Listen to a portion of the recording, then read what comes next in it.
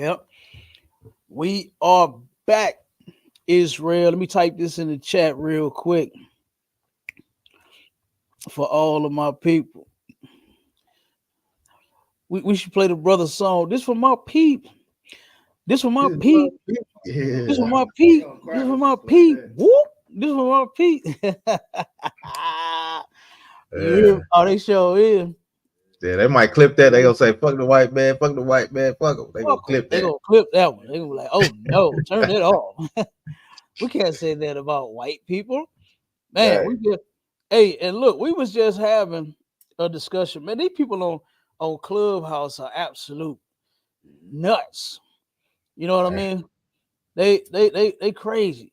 Like we in a room with a bunch of brothers, right? And this is when I say that this society has beaten us down to powder, man. They done beat us down to powder. You know, real quick before let me start my little introduction. This is Sharpen the Sword Radio.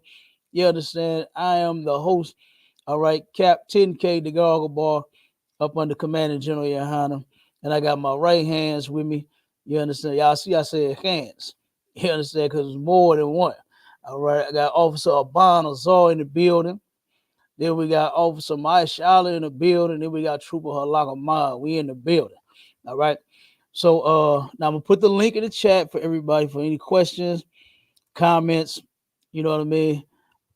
Whether you agree with us or not, okay, you can come up on the stage and we can have a discussion. Type it in, we'll answer it. All of that. So give me 1 second.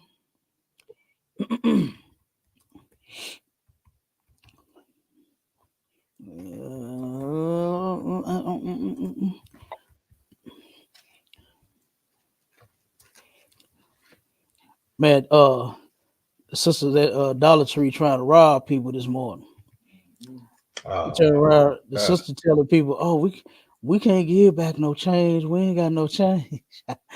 So I turned around, and you hear when you hear like exact change, a lot of times they not, saying that you must have the $1.25. You know, you could Right. have $2, $3, something like, and they can give you change like that.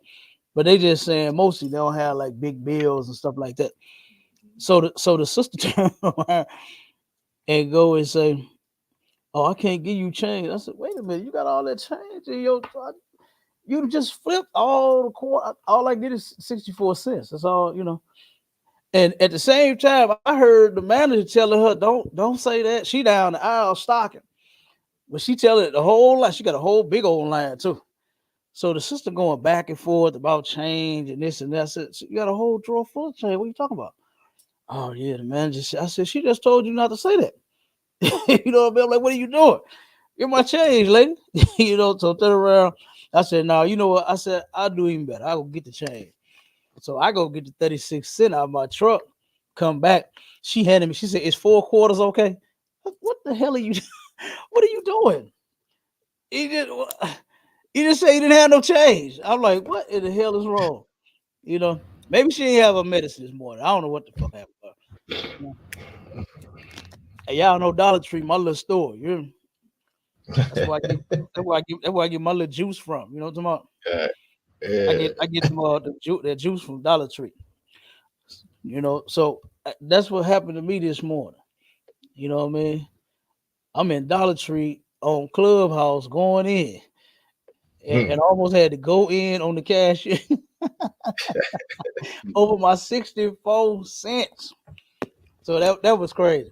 But anyway, but as we on Clubhouse talking, and the room is about white people disrespecting black people, calling them the N-word. That's the topic, right? And so I'm hearing a lot of brothers, they like, "Hey, I ain't having it." He said, "My mama taught me when I was," a matter of fact, I believe the brother said he was from Missouri. He's from St. Louis. He said, "Man," he said, "my mama told me any white person call you the N-word, she said you whoop his ass." That's what she said. And so I'm like, damn. So here we go. Now we got a white boy saying, "Well, if I was to call you the N-word, like what would you do?" I said, "Damn, you just heard it, but you get slapped in your mouth." Right. What do you want? What I mean, what else do you want from them? You know. So everybody was expecting for black men to say, "Oh, you know what? I'll just grin and bear it. I'll just turn the other cheek and all of this." You know. And so I flipped the whole table around the whole room. I was like, why aren't we focusing on the ones that's being disrespectful? You know, you have brothers. You had a black man there talking about, man, you got freedom of speech. No, you don't. You understand? Nah, Just because you got freedom of speech, you can't go around and just disrespect somebody just because you got freedom of speech. You know, right. you can't do that. That's not part of freedom of speech, dude. You know, I said, and then plus I said, why aren't we focusing on the ones that's doing the disrespect? Why it always got to get turned around on the black man, the one to make him the criminal instead of the one that started the whole shit, instead of that white man. And I'm gonna give you an example. At one of my contracts, right? Turn around and it was a brother and a white boy, right? Got into it. I read the whole report and everything. It disgusted me, made me sick. You understand? I wish I was there to help stand with my brother. You understand? To defend him because nobody did. Nobody was on his brother's side. Turn around and now when I got there, everybody talking about it. Everybody quiet. Everybody, you know what I'm saying? Because it was a whole big old thing right before I got there. So the brother, he's standing at his station, right? He's standing there working, doing his thing, doing his job, right? White boy come up to him, smacks his coffee off of his station, and said, "Fuck you gonna do about it?" That's what he Ah, said man, ain't to him. no way. Ain't That's no what way. he said. So the brother, like, hold on, dog, I'll beat your motherfucking ass. Fuck wrong with you? You know what I'm saying? Yeah. So then guess who everybody jumped on? You know what it kind of reminded me of? It kind of reminded me of that scene with on Color Purple when what's her name? Oprah. What was the name of in the movie? What was the name in the movie? The character. I can't think of what Not the name. silly. Silly. No, Silly. not see. No, not neither one of them. Oprah. It was her part, her role. Oh, Miss Sophia. That's who it is. Oh, Miss Uh, Sophia. It reminded me of that. When she driving Miss Daisy around, right? And she turned around and whatever. My shot, see if you can find that clip on the movie. let me Uh see. What is Sophia on Color Purple, Sophia knocks out white woman. Just type that in in YouTube and see if that pop up. And see if we can just play that clip. Common Because this, Con? because this thing, as I'm reading the report of what happened to this brother, that's immediately what it reminded me of. You know, and I couldn't help but to go back and start thinking about like what did our ancestors really like go through? Because I know they went through shit like this and worse. You know, so the brother, like I said, he turned around, he coming out, everybody attacking him. Everybody telling him to calm down. Everybody telling him he wrong. You understand? He got all these white folks in his damn face. Everybody from the office swarm out there into the warehouse and then or to the dock, and everybody going in on him, pointing fingers at him, yelling at him, saying he wrong, he this, he that. So he turned around and hollered. He said, "Man, look, I'll fuck all you crackers up." You understand? The brother just snapped. The brother snapped, right? So in this room that we was in today, they saying like the same thing that the report was saying. They saying the same thing that all of the Christian men on the job was saying. They saying that the brother was wrong for him being attacked. He's Lock under it, sir. attack. Go ahead. I got one is where she hit the guy.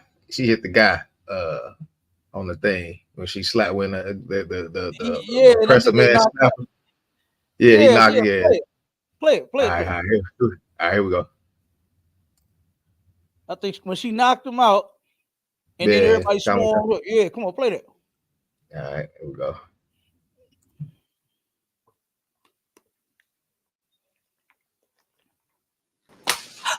We're gonna play this and then we're gonna get on topic. Really? I said, hell. Rewind it a little bit to where why she said what she said. No, Miss Sophia, no!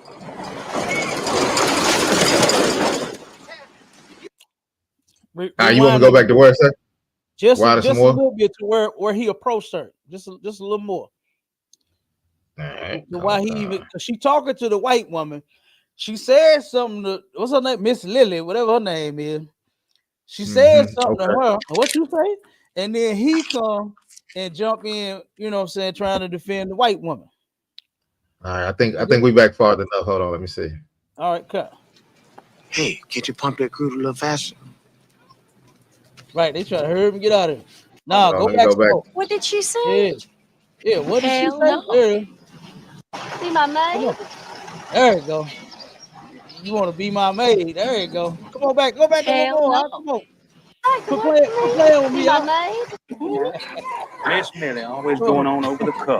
There you go. Your children are so clean. Would you like to work for me? Be my maid? You want to be my maid? Hell no. What did you say? Hell no. What did she say? Hey, get you pumped that crude a little faster.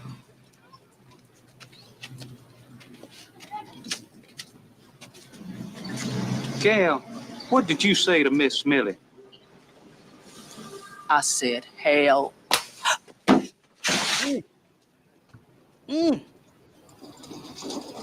Oh, Miss Sophia.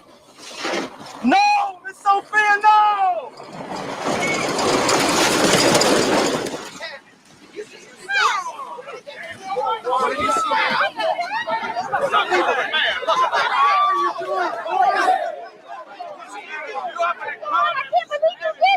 Get my children out of here! Take them out! Get my children home! Get my children out of here! You black slut! Who do you think you are? Leave me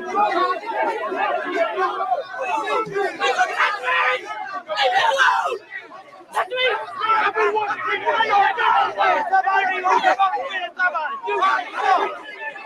Who do you think you are, you fat nigga?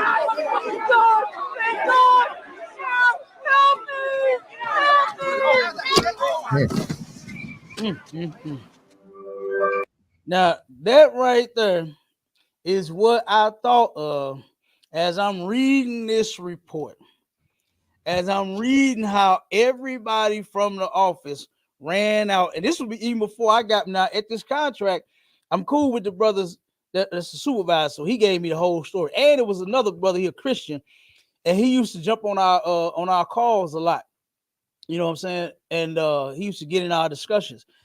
But I'm gonna tell you what happened with me and him. Me and him had a discussion too. Me and him and a white boy. So when they was telling me what happened, they described it just like what I envisioned. Was this scene right here? Is when she did something against that white woman, all them white people start coming and attacking her. You understand? And then there it go. All right. So that's what happened with the brother. Everybody come out attacking him. The whole white office come out telling him he wrong and he this, he this. When the white boy was the one in the wrong. You can't just do that. You can't just go up to somebody's station and knock their stuff off and then tell them what the fuck you gonna do about it. That's a threat. That's a whole threat. Now, let me tell you what the Christian, now this is what was happening in the room. All the Christian men was talking, oh man, just let it, roll off your back, man. Just don't even worry about it. Don't even feed off into it. Don't even, some stuff you just got to ignore and all this. I said, why is it that we always got to be the bitches? It's always the black man got to be the bitch. Just let it roll. Just don't say nothing. It's just a word. You know what I'm saying? That's what brothers were saying in this room. It's just a word. It's just a word. You understand? When you saw what they were saying to her, you fat nigga, that ain't just no words. You understand? Them ain't just words. Them fighting words. Ain't that what they used to say back in the hood? Them fighting words. You can't say certain things. You know? Right. certain things you're going to cause me to defend myself. You can't just say certain things to people, you know. And so me and the Christian brother, when I turned around and came in, this was the next day, right? Him and a white boy, me and him talking first, right? Then one of the white truck drivers come in. It's just me and him in the break room. Me and him, we sitting there talking about the incident. I'm like, yeah, man, I read the whole report. You know what I'm saying? And he was like, yeah, that was crazy, man. I can't believe that happened and this and that and blah, blah, blah. So we going in on it. White boy come in. I be quiet because I'm trying to keep them out of our business, right? It's just it's a black thing. He wouldn't understand, right? So I'm leaving it alone for a second. White boy said, hey, what's going on, man? What you guys talking about? A lot of white boy come in. And we talking about what was his name? I want to say his name was Antoine. If I'm mistaken, I think his brother's name was Antoine. You know, we talking about what happened with Antoine and Bob yesterday and this and that. And he's like, oh man, yeah, that was fucked up, man, and this and that. This the white boy, right? So the brother, he started going in and he said, yeah, man, you know, Antoine, you know, he on house arrest and all this and that. I said, whoa, man. I said, what that got to do with anything, dude? Oh, I'm just saying, man, you know, I said, why you making him the criminal when he the one that got attacked? He the one that got threatened. The brother don't matter what the fuck his criminal past got to do with nothing. It has absolutely nothing to do with anything, you know? And they always do that, man. Christians always do that. They make the black man wrong in every fucking scenario. They can't help themselves. It's always us that got to be the bigger person. Fuck that, I am the bigger person. Knock your motherfucking head off. You understand? Right. I'm the bigger person. Now, my thing is this, right? Now, everything doesn't, you know what I'm saying, have to result in, you know, you actually, you know, defending yourself physically, right? Or drawing weapons and nothing like that. You know, sometimes you could say something and defend yourself, and that'll turn around and end it, right? So it just depends on what type of situation you in, you know, and what type of measure you use for, you know, whatever situation. Like, for instance, just because you license to carry don't mean that you can shoot just for every single thing, you know. It don't mean that. So it's certain levels of force that you can use depending on what type of danger you in, right? So me and him, we going back and forth. Me and him arguing, right? So the white man's turned around and he says, oh, come on, man. Not over no coffee, man. Not over no coffee, man. This is what he said. So I stopped arguing with the brother. I asked the white man. I said, would you have let somebody do you like that? He said, oh, hell no. I said, see what I'm saying? You see what I'm saying? I said, this white man is standing here telling you, you would not have knocked his Folgers off his goddamn station. You would not have knocked his goddamn cup of Folgers on the ground. You would not have done that to him. But then he telling us, oh, not over no coffee, man. Not over no coffee. It's just $1.25, man. I'll buy you another one. You understand? That's how he talking about it when it come to us. That's how we supposed to be about it. But him, oh, hell no. Hell no, he wouldn't have let no. The best part of waking up is Folgers in your cup. You understand? So I be damn, the white man, he sung his ass off on that commercial. And so he meant that coffee. He meant what he said about that coffee. And he is not gonna let you knock it on the ground, man. He is not. So my thing is, why do we, you understand, have to turn around and bend and flex and do all the, why we got to be a little bitch when it comes to these people, man? You know, I get tired of that. If you have a situation and you are forced to defend yourself, do it, man. There's nothing wrong with defending yourself. You can do that.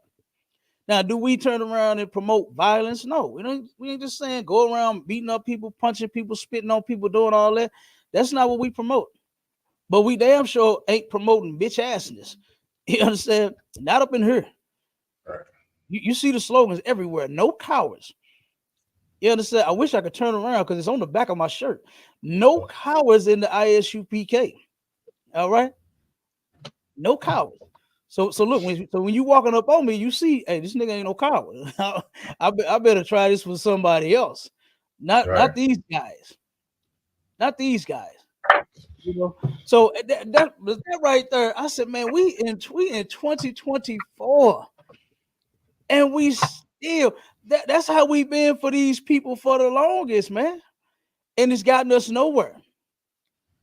We've been, I also don't want no trouble. We've been doing that since forever. Mhm. And then now you can't even defend yourself when somebody come and assault you. She can't tell this white woman, hell no, nah, to be your maid, hell no. Nah. You understand? We talk about the brother said that white people, now this is what he said about white people, that they have the freedom of speech. Man, it's freedom of speech, man. People can say what they want. No, you can't. All right. No, you can't. You see that black woman couldn't say what she wanted in that movie. All she responded was hell no to the white woman. And Right. everybody said, what did she say Right. to a white woman? What did that black woman say to Miss Lily? You understand? Like, it's crazy, man. Yeah. It is insane. But that's how we are still to this day in this country. We sitting here acting like a bunch of cowards, man, a bunch of scared slaves. You know, It's a lot. It's a lot here, sir. come on with it. How that lady came up to Sophia was crazy, because that's like, how you just gonna ask somebody, do you want to be my maid? That's like that's like saying, do you walk up to somebody, hey, do you want to be my slave? Yeah, like she was supposed to say, that's it. yeah, ma'am, I do want to be your maid. Right. Like, man, please get out of here. Right. I should do. I sure as will. I was a cooker. I was Right. clean. I was to do everything. You can count on me. You understand? That's how she was supposed to respond. And look, all because she came up on her and saw her kids and was trying to hug and kiss on them, and oh, they're so beautiful. Oh, touching the hair and doing all that like they some type of zoo animal. You know what I'm saying? Right. And she liked it so much. Oh, would you like to be my slave? Like, what? Right. Lost your hey, look, I said, hey, my mama almost snapped on a white woman in the grocery store, boy, when we was little. Turn around when my little brother was born, right? Turn around, this white woman come out of nowhere doing the same shit. Oh my God, she is so beautiful. She said, this is a boy. Hell wrong with you. She said, oh my God, and reached in. She said, don't touch my baby. You understand? She said, don't touch my baby. Try to touch my little brother. My mom wouldn't have that. You understand? No. So don't touch my baby, lady. Fuck wrong with you? Your hands to yourself. You understand? My mama wasn't going for it. She was the same way. You understand? The hell no. Right. And guess what? Guess what we should be like today? Hell no. Hell you understand? We're gonna be in they slave. Hell no. Yeah. Not at all, man. I got freedom of speech to call you a cracker and a peckerwood. You better get out of my damn face. I mean, since you want to put it like that, then we got freedom of speech. You know what I'm saying? But it's crazy. It's crazy how these Christians that was in this room, you know what I'm saying, still had like no. I said, what about the people that started? Because the scenario was a white person come and call you the N-word.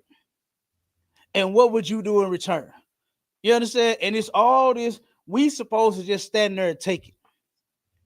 From the black people. That's crazy. From the black people in the room. You understand? They making up all types of things, talking about we just supposed to, grin and bear it. We just supposed to let it roll off our back. We should have tougher skin. I said, again, why aren't we addressing the person who initiates the whole incident? Why isn't he wrong? Why is it that he get to call you whatever he wants, but then when you defend yourself, then now you wrong. Now you should just let it go. You should just calm down. And then he said, you're not defending yourself against words. Yes, you are. Yes, you are. Because certain things you just can't say to people. It's considered as a threat. you can say something and take it as a threat, and it can be a threat. You know, that white boy telling that brother when he smacked his coffee off the table, the station, and asked him what the fuck was he gonna do about it. That's a threat. That was a threat. You understand? Because why are you smacking my coffee up? What's wrong with you? Like, these people have no self-control. And these Christians, man, they are the weakest ever. To where they won't even address them even when they're wrong. It's just let it go, man. Just don't even worry about it. It's just a word. Like, that was crazy to me, y'all. That was crazy. All right. Let's go on and I just had to get that off, man, because that was part 2 of my morning. You know, first the lady at my favorite store, Dollar Tree, tried not to give me my 64 cents. And then that on Clubhouse. Boy, that's why. All right. So let's go to this video, man, because this is part 2 of the divorce edition, man. And I really hate to hear any of our people getting divorced, man. It's sad, you know, because of all things, you know, we actually need each other, right? And to hear a sister, especially this one, especially this case right here, because so far, you know, Judge Mathis has a decent reputation on TV. You know what I'm saying? He was funny as hell. He used to kill me, but you're a crackhead. You're a crackhead. I know a crackhead when I see one. You know what I'm saying? That shit was funny as hell. But he turned around and he always talked about that lovely, lovely wife of his, Linda. Oh, she was just the greatest in the world, and this and that. Oh my God. And then to hear that this woman is filing for divorce, and then to turn around and they after 39 years, not just filing for divorce, like they just got married and she can't take it. After 39 years long, she's sitting here embarrassing and humiliating this man and herself and her family, about to destroy everything and everybody, you know. And but here is Judge Mathis's response. TMZ caught him. You know, they caught him slipping. You understand? Oh, they caught my man slipping. Boy, I hated watching this, man. You know, but let's watch it though. Hey, Judge Mathis, how are you today, man? I'm good. How you doing? I'm doing all right. I want to ask. I'm not good. Rather, it's the worst days of my life. How about that? Okay, well, I'm sorry to hear that. I wanted to ask you, with news of the separation, how are you holding up? I'm not holding up very well. I would say the other man, maybe I'll be an example for other men, cautionary tale. Don't neglect your wife. See how many at the airport now, flying out, as I have for 40 or for 25 years. My wife has been third, serving the community, taping my show, having fun with friends. That's what happens, guys. Never be too busy or never have too much fun beyond your wife. So I do want to ask, the date of separation is listed back to July 17th. Mm-hmm. Has this been coming for some time now, or was it something out the blue? Well, ever since we started taping here in LA, I committed to staying home more and making my wife more of a priority. But as you see, I haven't. I'm still here on the road doing the same thing. And in terms of going out into another city. But I was gone for 3 weeks. That's what July 17th meant. Would you say you two are in a good place right now, or able to maintain a friendship? Or oh yeah, we're still in the same house and we're maintaining a friendship. And I'm trying to get my wife back. I have to show her that though. Mm-hmm. Hopefully I can show her while we're there together before, and hopefully she doesn't complete the process. But I'm changing in hopes that she will. I'm gonna get my wife back. How about that? Absolutely. I just wanted to eliminate all the rumors too, that it's something about a baby or even me molesting a child. It's none of that. I've just told you what it is. There were also, kind of some rumors of any infidelity. Did you want to clear that up at all? You say it's solely neglect. Well, neglect can create suspicion, certainly. And if you're gone as much as I am, you have every right to suspect. You know, you go to work, you go serve in the community around the country, then you go with your guys to sporting events around the country. You go to other events, except without your wife hanging with you and enjoying herself with you. And so, yeah, she would have a right to suspect infidelity. But there was none of that going on. That's not the purpose. That's not the reason for this. Damn, man. Judge Mathis, my man, boy, that Christian woman of his is wearing him out, boy. Yeah. Oh, she is wearing his ass out.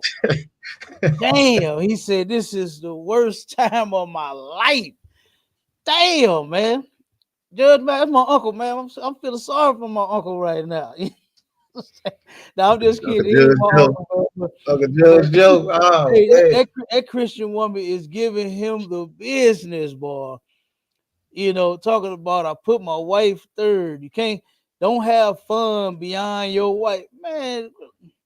Like whatever happened to those days where women knew that they man had other women? Women knew that they men had friends and they would like to watch the game or go over their buddy's house and all of that. What happened to them days, man? What happened to them days where women was understanding of this kind of stuff to where they knew it and they didn't turn around and destroy their family and humiliate their husband? You know what I'm saying? Destroy the kids all because of they selfish. Oh, my feelings is hurt. You know, I mean, the man he a celebrity. He famous. He got a TV show. He's in and out of town. He gets called to different things. I'm sure they say, hey, Judge Mathis, we want to have you at this event. We're going to pay you this much money. I was reading an article, sidebar real quick. I was reading an article where Alicia Keys turned down a $9 million event for 9 minutes. They wanted her to perform, do something for 9 minutes long for $9 million, and she turned it down because she was spending time with her husband. Fuck all that, baby. We finna go get this money. Or you go get it and come back. Shit, it ain't number 9 minutes. Book your flight, go fly to her, go perform for 9 minutes, and then come back to me. I'll be waiting, baby. Go get that 9 mil. I ain't tripping. You understand? But look, the point I'm making is this. But that was her choice to do that. You understand? So I ain't saying nothing about it. It must be lovely to be able to turn down chunks of money. You understand? For whatever the reason, you know. So, and as long as it wasn't nothing immoral, I ain't turning it down. I'm going to go get it. But I'm saying stuff like that. These celebrities get called to different places, you know, and they're wanted here, they're wanted there. You know, hey, or their manager might be, you know, on the internet booking them for certain things. And, hey, Judge Mathis wants to be there. You know, how much can you pay him for coming? You know, just to speak or whatever at your function or your charity, whatever it is, right? They'll say, "Oh, okay, shit, we'll give him $500,000. I know he ain't finna miss that. I know he ain't finna skip out on that money. You can go with him. You understand? You can have a friend or a sister or something that you can hang with somebody like that. You ain't gotta, you know, because I don't see the woman. You know, I've seen her a couple of times. She doesn't like appear like to be just this whore. You know what I'm saying?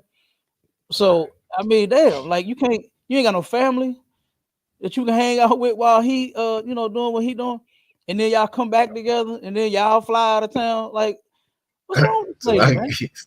It's a lot get cap. And one second, Warren, and then a whole 39 years of he been doing this. The majority of y'all marriage, y'all was together 39 years, and then he been on TV for over 25. You know, and then he just got they canceled his show, and then he started his own production company, I believe. So now the responsibility is even greater. And that Christian, she wearing him out, boy. That all of that he just said was what she said to him. She's sitting there weren't going in on his ass, boy. That Christian woman going in on Judge Mathis. You neglected me. He ain't neglected. He been taking care of your ass for 39 years. That's what he been doing. He ain't neglected you. And then y'all doing pretty good. Living in a mansion. You understand? $5 million goddamn home. I'm sure they wear nice clothes and she designer. I'm sure she got bags and shoes to match her bond. What you think? Yeah, she got bags and shoes and red bottoms and blue bottoms and pink bottoms, whatever kind of damn bottoms. You know, jewelry or some more shit. But then now that this man is famous and gets called to go here and there, now you want to divorce him. You understand? Go ahead, Mike Shaw. Come on, sir. And that's a crazy thing to want to divorce a man over 39 years. That's crazy to me. But it's that damn Christian church. They burning that sage. They reading them zodiac signs. And then the one thing that's killing them, man, with these Christians is really killing these brothers with, man, is this love language crap cap. I ain't heard of that to later. That love language is killing them. So look, they got 5 love languages, man. These women want you to get out here and make all the money. They want you to make all the money, work hard, fix everything around the house, cut the grass, fix the plumbing, pay the bills. You know what I'm saying? And they don't even want to cook, but they got the love language. Number 1 is words of affirmation. You got to tell them nice things. Baby, I'm so proud of you. Great job, baby. Look. Acts of service. Hey, hold on 1 second. On that first one, hey, you got to do that, man. Women are like children. You have to do it. When you turn around and that 2-year-old get to do something, they finally take their first steps, and you got to do them like that. You got to tell them, damn, baby, that chicken was good. Smack on that big old booty of her. You understand? That's just how they are. They like children, man. You have to do that. You got to tell a woman, good job, baby. You know what I'm saying? You have to do that. You know what I mean? And so, you know, that's one. You got to check that off. Go ahead. Yeah. What's Number 2, acts of service. That means making her burdens ease and stress-free. So whatever she need help with, you need to help her out. She gonna get too stressed. And that's her love language. She don't want to get stressed. So, you know what I'm saying? So do they got any examples in there? Because she needs help with opening pickle jars and mayonnaise. Okay, I got you. That. So she needs if help your partner, taking out the trash. Here's an example. Hold on. Okay, my bad, sir.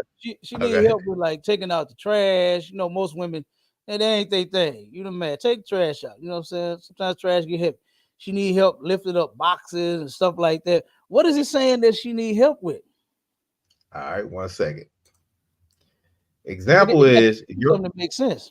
Go ahead. Okay, your partner does a chore for you, runs an errand for you, or takes care of something without having to be asked.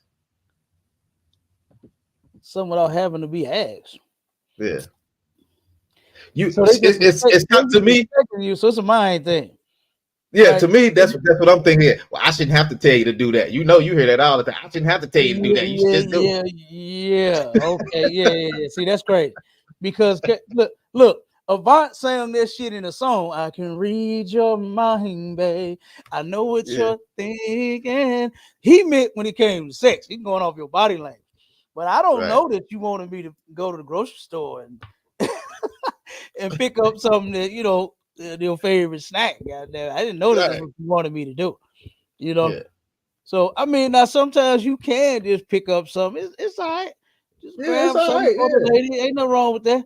But, you know, it shouldn't be something to where if it doesn't get done, now you finna start something. You finna create a problem in your relationship behind it. Come on with it. Keep going. Is there some more examples in there? Or you done? Oh, yeah. I got a couple more. Oh, no, there's no more examples on that one. But, okay, go ahead. You know what I'm saying? Love language number 3, receiving gifts. Oh, she have to be showered with gifts. It's what? Say it again. Receiving gifts. Receiving gifts. Receiving gifts. Oh, Lord. Yeah, what woman don't Now, Cap, like a now, gift? these are love languages. This is something Bills that this is how you show them love. You get what I'm saying? Nothing else really matters. This what they saying love is. Yeah, they said this shows me that you love me. Right. Like my All this love language material. is receiving gifts. So you need to constantly buy me stuff. You know what I'm saying? That's my love language. It make me feel like you love me. You get what I'm saying? This is crazy.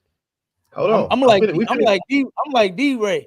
Love is I paid them likes, bitch. You understand? That's what love is. You understand? Oh, I'm taking care of you. I'm looking out for you. God damn it. That's love. No, I'm just kidding. Go ahead. nah. Cap number 4. Now this Uh-huh. Judge Joe Brown. This is real. This is her love language. Quality time. That was her love language. She didn't give her no quality time. Hey, these women always want your time, boy. You hear me? Especially so can't no other woman have your time. That's usually the main thing. They want to take up all the time, so can't no other woman have the time. You understand? And I really think that Linda Reese is ridiculous for leaving her man. Like, how could you sit here and start getting older? You know what I mean? And then say, you know what? I'm fed up with this. I can't take this. I can't deal with this. I'm out of here. This makes no sense to me. You know, 39 years, you endured this for over 25 years. You know, I'm sure when y'all was in college, didn't they meet in college? They met in college. You ain't got a lot of time to spend all damn week. You got tests to take, you got studying to do. And he was in college to be a lawyer, right? I think so, sir. Yeah, you gotta go through law school to be a judge. Yeah, come on, man. You don't just get to kick it all day and every day. You got to study. Yeah, you got to study. That's more than 4 years of college, Cap. Yeah, and then look, yeah, and then when you become a lawyer, guess what? There's more time. That's more time, especially if you get one of them big cases. You got a big case, you got to study for that too. You got to go into law. You got to figure out how to get your client off of Bob. You can't just be sitting there pound town every day when you got, you know what I'm saying, a high profile case on your hand. You know, go ahead, Bob. Oh, get your mic up. We just read that list of all those good things, right? All things they expect, everything they dreamed of, right? But what about the elephant in the room, Cat? Which is happy. Being happy. Being happy, huh? Happy with if she not happy, if that come across the brain link, the wavelengths in the brain, they're gonna sink the whole ship. You better have a prenup. You better have, man. Your whole life will be disrupted over not being happy. You did everything: pound time, money, bills, gifts. You did all that, Cap. Yeah. Wake up one day, ooh-wee. So if you ain't happy no more, damn, it's time to it's over. Yeah. And look at how wore out Judge Mathis is, man. She wasn't happy. She wasn't happy. That brother looked like she is wearing him out, man. And I have seen it done before.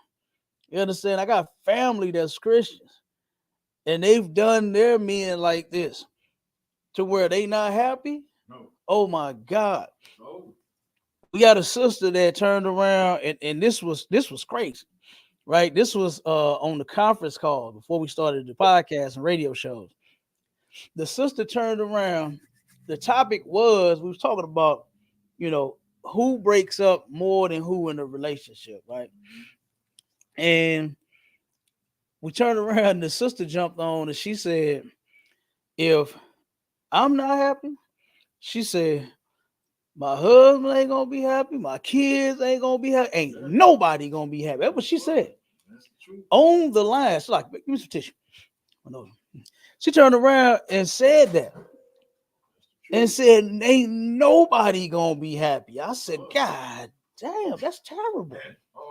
That's terrible, man, to turn around. Well, and nobody is happy now. All because she's sad. And there's like no way for you to get happy. No, it's no way for you to work this out. No. I'm talking about with the woman. Just claiming that she's unhappy. There's no way that this can be worked out. Like they never think about when they make their man unhappy. Because you know that shit happens, right? I'm pretty sure it was some days to where Judge Mathis, you know what I'm saying, couldn't stand Linda. And she got on his nerves. And he didn't want to hear it. You know what I'm saying? And he would rather just get the hell away from her, I'm sure. But that man, but see, men don't do that. Men deal with whatever the thing is, and we move on. You know what I'm saying? Women be holding on to shit that you done did 10 and 15 years ago. I remember when we first met. Damn, you still remember that? I forgot. What are you talking about? I forgot all about it, man. I forgot what we did yesterday. What did we do yesterday, man? You know what I'm saying? Like, remind me, what did we do? Come on, boy. She gonna dare you to bring that fast. You did. That's a no. That's like you didn't sold your soul to the devil to her. You tell her, you know what I'm saying, on some Christian smack. You bring up the past. We supposed to be moving forward. Nah. That's what she gonna say to you. We supposed to be moving forward. Yeah, you gotta but she bring up the past, boy, like it was yesterday. I saw that all the time, man. I'm telling you. I saw that all the time. I even seen that with my man, one of my favorite couples in my family, which was my grandpa, my mama, and my papa, my grandma, and my grandpa, boy. I saw them argue one time. And that one argument was about how my grandpa had all these other women. You understand? I saw that one argument. This was when I was an adult. I was an adult then, you know. And I turned around and my grandpa, I had never, and this is the honest God truth, I never heard my grandpa mention or say anything about whatever happened in their relationship, you know what I'm saying, with as far as, you know, they problems.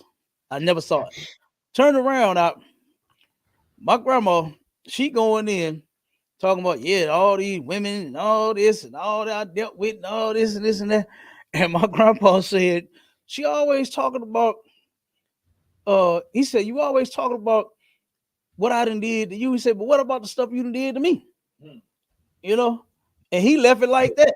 See, men in most cases turn around and whatever you do, whatever silly thing, whatever argument, whatever, you know, like I said, long as it ain't no cheating, right? Long as the woman ain't being a 304, men can, in most cases can deal with you, right? We'll deal with it, right? You having your day. What they say on they when they on they rag and they in their emotions and they running all over the place and they, you know what I'm saying, they tripping because they on a period or something like that. Whatever excuse they use, men deal with that. But women, like you said, Abon, they can't let it go. They cannot let it go. For some odd reason, when you hurt a woman, it's the end of the world.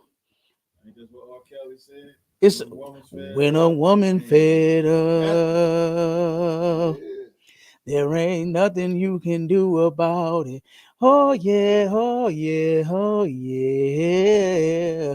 Da da da da da. You gonna be singing that song? That sad song. That's what you gonna be doing. Da, oh, da, da, da, oh yeah. You be bamming that goddamn cup across the fence. Nobody knows the trouble I've seen. You understand? That's what you gonna be doing. You gonna be sad, boy, because when a woman fed up, that is so disgusting, man. You understand? To where we gotta sit here, men gotta deal with. You just gotta deal with it because you a man. Judge Mathis gotta deal with being humiliated. Now they making up all this kind of stuff, talking about the man is molesting children. Like, why? He don't even seem like that type of cat, man. He don't even seem like that. I don't, you know, I wouldn't put that on him. Salaki Cap. Go ahead, mighty man. Out of one, and you know the man been putting up money, you know, for I don't know how long for his retirement. Oh, you know, you don't want to hear that divorce, that word divorce. You know what I'm saying? At his age, don't no man want to hear that. You understand? Don't no man get with a woman to break up and want to hear divorce and want to hear all that. That destroys the black community. That makes the black community worse. Now she gonna turn around and leave him to go out here and do what? What is she gonna do now? Who she gonna get with now? You know, like why wouldn't you stay with your husband? You know, this is crazy. Why are you divorcing him? Matter of fact, Trooper, get that first article. I think what does it say? The allegations. Let me see which one the first one.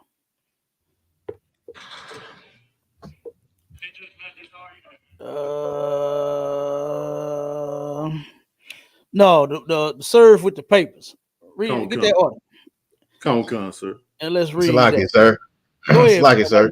Come on with before you get going on that. I know you saw that. I know you saw that one with Tyrese. You know his wife left him, took everything from him. You know what I'm saying? And he crying. He on TV crying like a baby, man. He's still crying, bro. Crying like a baby. He's when still before crying. Look, 50 Cent told him do not marry her. She gonna take you for what you got. She tried to get him. Oh, this? Yeah, he went on and married her, and end up leaving him, taking everything he got. Damn. You know what I'm saying? And he on TV crying and telling men should cry more. No, nigga, no. No, nigga. You cry, nigga. Hey, what Tyrese say? All the many days you on my mind. Did you love me with you all the time? Hey, he told 50 Cent he didn't care. He didn't care. He was in love. He didn't care. He thought he was in love, man. He thought he was in love. You know, and you know you know what's so crazy though? Real quick, and I'll let you rock. What's so crazy is that our people out here in the world do not understand what they are doing. They just do not.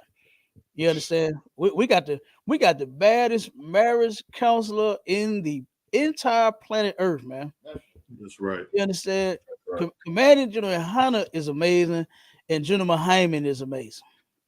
You understand? Those men are amazing. You understand? And if you really want to be a wife, if you really want to be a husband, if you really want to improve, you understand, in your relationship and your status or whatever the hell, say you are single, you only have one, and say you want to be one. Say you're in a marriage and you want to be better. You understand? These men can absolutely tell you the right things to do. Okay, that's right. If you listen, but a lot of folks just listen to what they feel, right? And that's gonna be in the next video that we play with these Christians, because I gotta bring out these religious people and they points and the things they say, because this is where our problems stem from. It's all of these things that we've heard in these religions. You know, none of this stuff that they teaching is biblical, man. You know, everything is feeling based. Everything is, well, I feel this, I feel that. You know, that's crazy, man. What about what Judge Mathis feels? Right. Is Linda taking that into consideration? Look at how he's feeling. This brother is sad that he's about to lose his wife. And we're not supposed to be divorcing no way.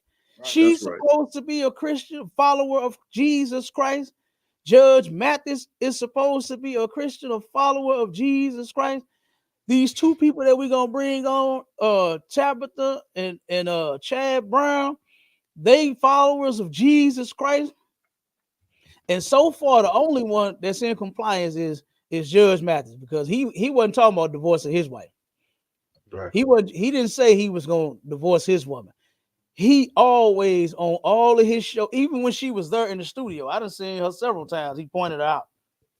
You know, he done pointed her out several times and had nothing but something good to say. I'm sure they had problems. I'm sure that every relationship does. That shit that you said about happiness, that's all that's on the minds of a lot of sisters when it comes to being married. It's them being happy. And there's nothing that just functions on one emotion. Even your job, you could love your goddamn job, but some days they can take their job and they can shove it. You understand? Right. That's right. You can love your goddamn kids, but someday, boy, I'll whoop your ass. You don't get in your room. You understand? Like, come on, man. It's not no one emotion happiness to nothing in life. You might like your car. What you call it? Your whip. What you got a nickname for? Betty. What you call it? You understand? Look at the bar. He thinking about them 22s and shit. He got on all his cars. He just start doing like this. Yeah. You understand? Rubbing his hands and shit. He thinking about all the sweet names he can call his vehicle. But some days you're like, God damn, this thing need an alternator. You know, damn, my car wouldn't start. Need an oil change. Damn. You know what I'm saying? Like, always, yeah, you hear me? Tires going flat. 3 times at one time. Look at him. 3 of his 22s at one time needing air. You understand? Like, damn. Like, nothing is just happiness, man. And that's from our women being like children. That's all children want to be is happy. That's all children want is their way. That's all they want. It's what they want. A baby cries when it's time for a bottle. That's all that baby knows, is that they want that bottle. That baby cries when it's soaking or soiled. You understand? It's time to get changed. That's all the baby knows. And that's what women are like. Why? Because in this society, they haven't been taught the truth, man. They haven't been taught that, guess what? Your man is subject to have another woman. That's the truth. Let's just keep it real. Ain't that what y'all say out there? Keep it 100. Let's keep it 100. Your man, and guess what? Judge Mathis, even if he had another woman, so what? He's not wrong for doing that. He's not wrong. It's not unlawful. If he did have an outside baby, he's not wrong for doing that. This has been going on since the beginning of goddamn time. And a lot of sisters, they are trying to erase and correct time. You're not going to do that. You're not going to do it. Men just are not going to stop being with other women because you crying about it. It's not going to happen. So you need to keep it 100 with yourself. You need to keep it 100, man. Our sisters have been raised wrong here. And our brothers have been raised wrong here in this society. We can admit to that as well. You know? So we got all our faults. So what we need to do is drop all of the filth that we learn from this world and come and learn the truth so that you can learn how to keep a relationship, not just 39 years long. I wouldn't want to say that I was with somebody for 39 years and then we broke up. I would not want to say that, man. Like, we got something that we could talk about. Like, damn, baby, remember when we met? And be like, damn, remember when we did this? And we'd have been together 20 years. And remember this, look at what we done went through. I talked to a lot of older people that have been together as long as Judge Mathis has. I was using my own grandmother, for instance. They were together until they died. My grandmother, like I said, she didn't like the fact that Papa had all them damn women, but she didn't destroy her family. She didn't break up. She didn't leave him. She didn't try to take serve him with some papers and try to take half of what they built together. Right. She stayed with what they built. They stayed together forever. That's how it's supposed to be. That's more honorable than you getting in your feelings talking about, well, he said that he was going to slow down and he wasn't going to be working so much and we was going to spend time and we was going to fly out and we was going to vacation and we was going to live our old ass lives. It's not the time yet. It's not the time, obviously, because now, since he lost his show, he had to start his own. Because I remember he said that. I saw the clip when he turned around and he said, yeah, they are. Matter of fact, Mathis, y'all see if you can find that for me. Find that clip of Judge Mathis saying that, yeah, they didn't cancel my show, but we're going to start our own. See if you can find that clip. I saw him when he said that. Sir. So guess what? And here's something that a lot of people don't understand about owning your own business. When you own your own business, the responsibility increases. That's right. You understand? It ain't just, oh, you know what? I'm just making all this money. I own my own business. I'm good. I'm just a stay-at-home man now. I just, check my stocks online. It ain't like that. It's not like that, man. You got to build that shit up. Yeah. And it may take a while before you hire people and have a staff and, have it functioning, understand it to where you don't have to do much work. So like I said, it's just different levels, man. But this is insane. I think that this is insane for this woman to divorce him like this. You understand? Go ahead, Trooper, read that article. Common sir. Judge Mathis's estranged wife serves him divorce papers at $5 million LA mansion. So they got a whole big old $5 million mansion, boy. A $5 million mansion. And this woman is ready to leave that. Right. Over, because so far, Judge Mathis is just saying that it's because of his schedule, his work schedule. Him flying out and him hanging with his partners. What was that? What was that song that Tupac said? You can run the streets with your thugs. I'll be waiting for you. Yeah. At one point, sisters used to be waiting for their man. They knew they was out there playing basketball with their partners. Right. They knew they was out there drinking with their buddies. They knew they was out there shooting pool. They knew they was doing whatever. They was chilling with their partners. They didn't turn around and leave them men because of that. They found them something to do. Right. My grandma, she used to shop a lot. Lord have mercy. You remember what was it, Avon? Boy, hey, every weekend when I went over my grandma and my grandpa's house, was a new box from Avon in that mug. You understand? You remember Grandpa Pigeons? Lord have mercy. Soon as I got there, come on, baby, let's go. We going to Grandpa Pigeons. All of that, boy. Go ahead, I don't want that Avon and that Mary Kay, sir. Hey, come on, all of that, man. My family used to sell that stuff and everything, And I'm telling you, my grandma was always going somewhere. She was doing for us. She found her something to do with her time. Now, did she like the fact that my grandpa had all them other women? No. But like I said, she didn't turn around and break up with him because of it. She didn't leave him because of it. They weren't together all of those years, and then she finally said, I'm gone. That's not how that went. All right. Go ahead. I see you got that clip up. Common, sir, you're gonna have to just let me know when you want to stop it. This is like a minute and 53, but that's all right. Go ahead. Go ahead and play. Yeah, he buzzing down some good stuff. Hold on one second. Go ahead. Hey folks, I'm sure by now you know that Warner Brothers is getting out of the Judge Show business, canceling me in People's Court. But the good news is the other studios aren't getting out of the Judge business. And as you can see with this robe still on, something might be happening real soon.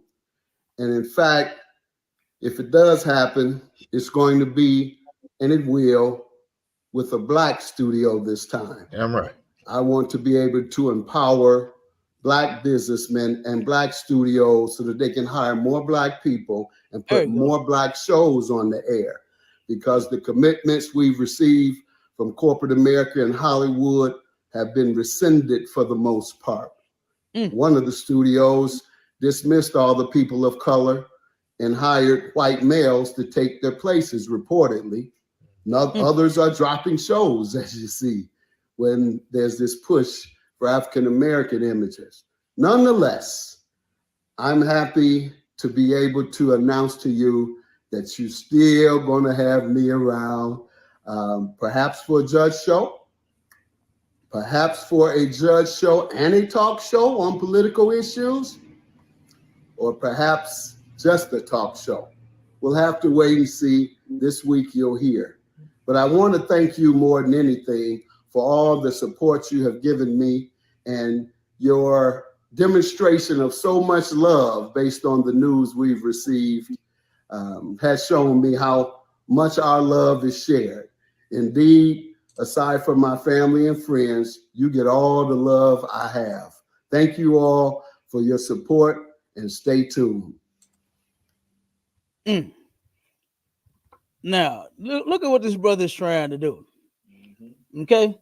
And he is not lying. Because guess what they do on a local level? They do that same thing. They fire all the niggas and hire all of the white people. They do the same thing, man. You understand? So what this brother is trying to do here, that's not going to be something that he could just rest on. They got to build that up. If you're trying to make, employ more black people and have more black shows and make room for that, if he going to do that, he going to have to be out there. He going to have to be out there, man. He ain't going to be able to just sit at home and do it from his computer. Come on with it. It's a medical thing what he's doing, because he's seeing the play on what they doing with him. He's too positive with his platform for uplifting Blacks, Hispanics, and Native Indians. So he using his come up and his struggle and him coming back up from under this scrutiny and all this bull crap they taking them through to bring other brothers in only with them. You know what I'm saying? She should be, you know what I'm saying, having that meal cooked for him whenever he come goddamn home, just for that alone. Yeah, she should. Yeah. She should. Because who was that? This happened on I'm trying to think of where this at. My dad, his partner, right, was a doctor over at what's that over in Belleville, that hospital? I can't think of the name. Memorial Hospital. Yes, he's a doctor over there, right? Him and his wife are both doctors, right? And he was training everybody coming in under him. And he turned around, he called my daddy one day and said, "Man, you ain't gonna believe that these people done fired me and replaced me with the young white boys that I trained." You know what I'm saying? That's how they do it. Judge Mathis just said what happens to us and has been happening to us for a long time. And this is why Commander Junior YAHANNA has said this, that we need to get our own everything, man. We need to have our own everything so that we could depend on us and our businesses, so that we could give brothers and sisters a second chance that got them felonies or whatever, or may have done something wrong and caused themselves to have a strike, on their back. And then say, okay, well, look at her. We got this thing right here. Come on here. So you got the skills. We'll give you a chance. Don't worry about it. That's what we actually need to do, is what Judge Mathis is saying. Let's get out here and let's make our own. Put brothers and sisters on TV. Hire more brothers and sisters. There's a documentary on OWN that I was watching, and it's about some sisters. I think that they got their own real estate business, right? And they doing good. And so far, I ain't seen nothing but brothers and sisters that work for them. So they kind of got the same thing, and I'm sure same idea that Judge Mathis got. And I'm sure that don't just happen from you just opening the doors and saying, what I'm saying, we a real estate business. I'm sure them sisters put in work to get to the point to where they at now, to where they hired all these brothers and sisters. It take work, and here this woman is, all she worried about is just her being happy. Yeah, man. Oh, wait a minute, hold on. Did we do number 5, mashallah? Sir. Oh, come on with it, Salak, y'all. Number 5 was physical touch. You know what I'm saying? Touch. Well, ain't nothing wrong with that. Ain't nothing wrong with that, right? Ain't nothing wrong with that. What did Mariah Carey say? Touch my body. You understand? Yeah. Ain't nothing wrong with that. I like that. Ain't nothing wrong with that. I like that one. Look at the body. Go ahead. Yeah. Touch. Yeah, girl. But Cap, on the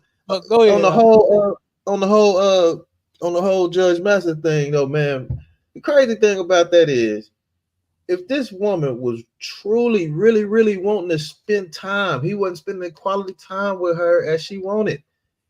It's easy for her to just fly out there with him and spend time with him on his downtime.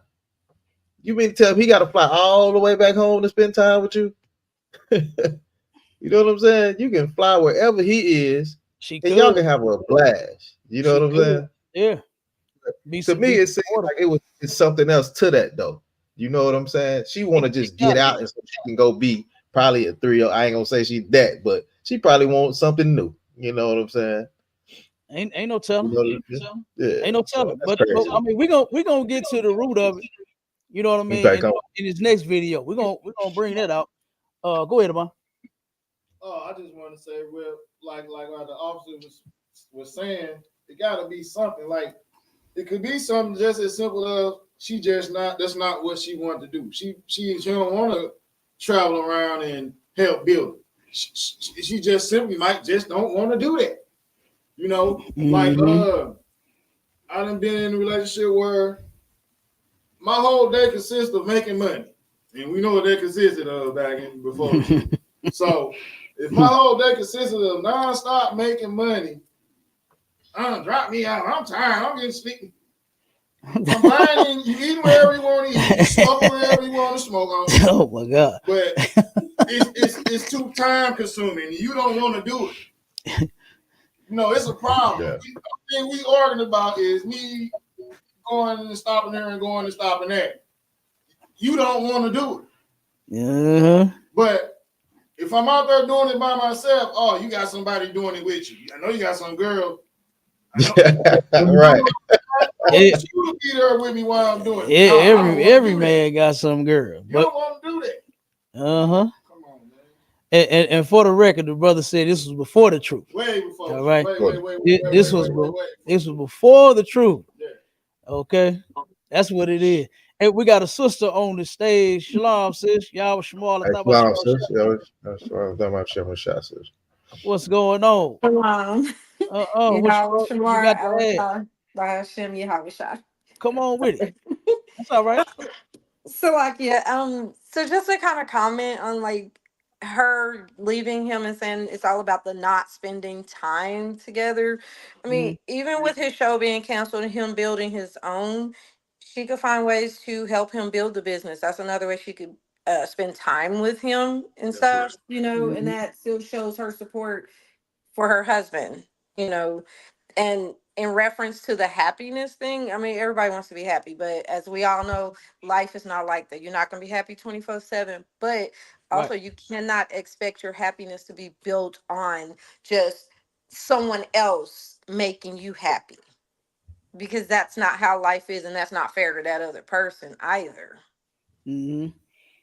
Absolutely. So a lot of sisters, they don't come with their own happiness.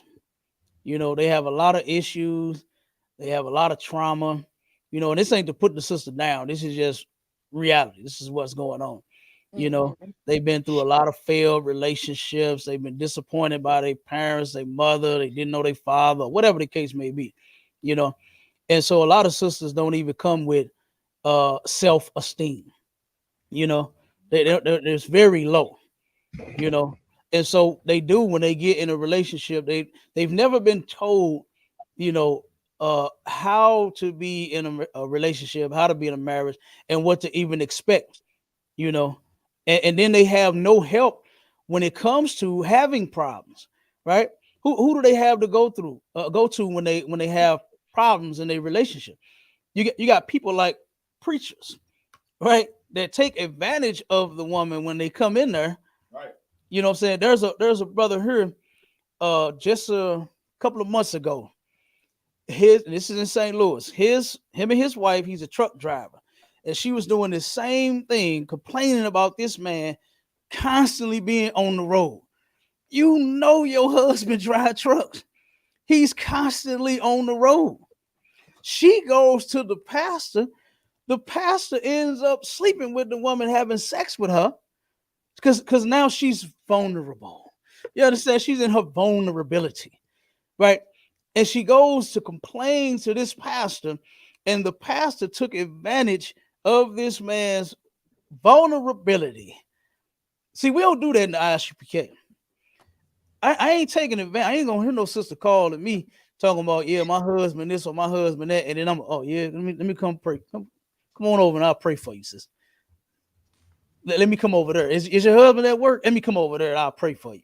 You understand? That ain't how that work. We work to keep y'all together. That's the kind of counsel you're gonna get from the ISUPK, is to help fix whatever problem you have, not make matters worse. So of course this man found out. And of course, this man got a lot of thoughts going through his head. And of course, one of those thoughts is pew, pew, pew, pew, to that pastor. You know what I mean? That's one of this man's thoughts now because of what this pastor did, man. How he violated this sister and this brother. So a lot of our people, they don't get told what marriage is. You don't have a lot of older people that's doing like what the Bible says is you're supposed to teach the younger women how to love their husbands. Give me that scripture, trooper. You're supposed to teach the younger women how to love their children. You're supposed to teach this stuff to them. And they not doing it. I have talked to so many sisters that have admitted that their mothers have taught them absolutely nothing. Even when it comes down to them cleaning themselves and when they come on their cycles, I've had so many sisters that said, no, my mom ain't tell me nothing about this day. I just was at school and it happened and I was so embarrassed. You know what I mean? Like, damn, you didn't even prepare this young woman, for womanhood. A lot of sisters are not, being taught much. And like I said, on the same side of that coin, brothers are not being taught anything either. They're not taught, and why? Because the majority of us are raised simply by our mothers and our mothers alone. And you cannot turn around. You can do the best that you can with your children, but this was not meant to be a self thing. Only Black women glory in them raising their children by themselves. You break up the relationship, you understand, and then you brag about being a single mother when there's nothing to brag on. Nothing to brag on. Go ahead, Masha.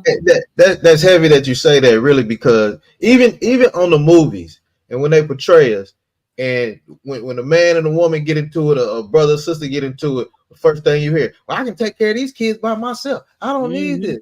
But then when you look at it on the oppressor side, when the oppressive man walk out on his wife, what she say? Well, how are we gonna raise our kids? What am I gonna do? Right. Like, she begging them to come back and don't leave. But the Black woman like, hey, well, you can go. I can handle this myself. You know what I'm saying? Right. Yeah, my sister can do this. I'll be like, come on, man. What about little Billy? How's little Billy gonna feel? You understand? Right. He needs his father. You right, Op. That's exactly how they do it. Because our people, guess what? They've been destroyed. White women haven't been destroyed.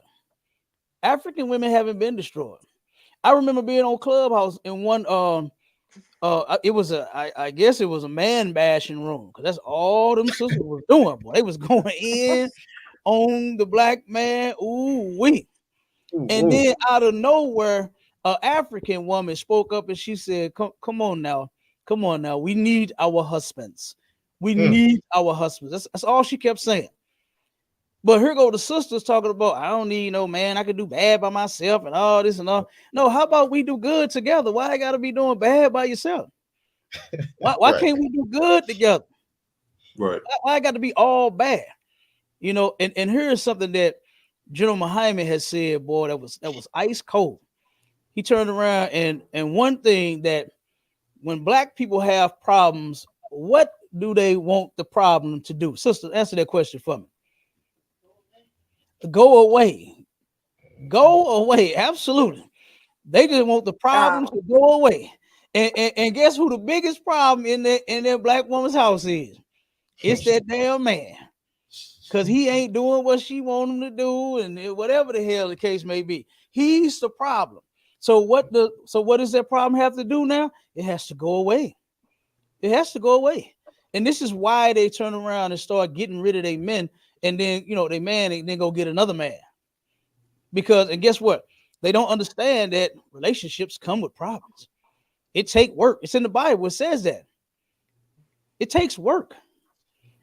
And then when you marry a guy like the sister that went and cheated with the pastor, you married a guy that drives trucks that's over, on the road quite a bit. You knew this, and you thought you could handle it, but then now he has to suffer, all because you couldn't take his schedule, his work schedule. This is insane. When this man is doing whatever he can, from as far as what I heard about the brother, he's a decent guy, working to take care of his family. That's what he does. That's what he wanted to do in life, was drive trucks. So he went and got that CDL, and now he's doing that to support his family. But then turn around and he gets cheated on about, all because of his schedule. Yeah, which is sick and disgusting. And that's what these religious people do, because they don't care nothing about nobody but themselves. So General Muhammad has said, instead of the problem going away, you can learn how to work through your problems. Boy, that was ice cold to me. I said, God damn, because guess what? At one point, I was a brother that didn't know how to work through problems. I would get rid of whatever I thought was my problem.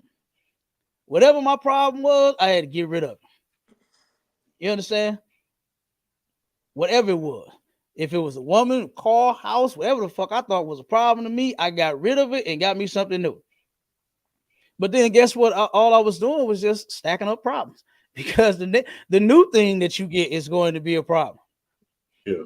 No car. I remember when I came in the truth, and my car, and sis, you can ask your husband about this. This shit funny now. But before we was going, every week before camp for damn near like a whole entire year, Big Red, my other truck that I had, Big Red was breaking down every week right before camp, to where I had to call to get counsel about that. I was like, wait a minute, what the hell is going on? General, why in the hell is this happening? My truck, before I came in the truth, I had no problems out my truck. I'm talking my truck rolled like a dream, while I was everywhere. You understand? I put 300,000 miles on this truck for the truth. So turn around now, it's causing me all kind of problems. I'm like, damn. And this was consistently, this was no lie. Every week, it was a different problem. It was something about the same thing, different things. I said, what the hell going on? General behind me, what am I going through? And he said, Salaki, what kind of vehicle do you have? I said, I got a Ford F-150. He said, it's a fucking Ford. He said, it's a Ford, You're going to have problems out of it. I was like, oh, you understand? Okay. And that fixed all of that. You understand? So it's just certain things, man. It just, it just is what it is. I bought a Ford. At one point, it was driving. It was a dream. But then after so long, it started giving me problems, or I had problems out of it, and I didn't just go and get rid of it just because I had a problem, because I like my truck. So I fixed it every goddamn week to make sure that I went to camp. So that's what you need to do in your marriages. If you love your husband or your wife, hey, fix the problem. Work on the shit. Work on your goddamn self. Stop thinking that everybody else is the center of your problems. Right. Stop thinking that. Maybe you are the problem. Maybe you are. How about we evaluate yourself? How about you do a self-examination? Maybe you're the problem. Whether male or female. Do that. You understand? Do that first. All right. Let me see. What Trooper, you got that scripture? I got I was reading the article out of one. I can get the scripture next. I asked you to get that scripture for me. Con, sir, no sweat. You got it? Con. Come on with it, read it. Con. 1 Corinthians chapter 15 and verse 33. Be not deceived. Evil communications corrupt No, good no, manners. no. That's not what I asked for. The wives, love your husbands. Oh, Salaki Adawan. Yeah. I believe it's what's that, Timothy? One second.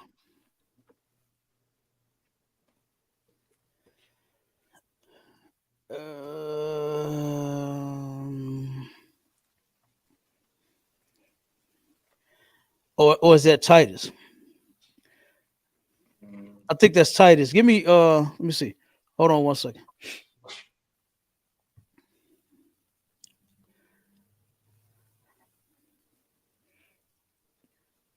I think that's Titus 3 and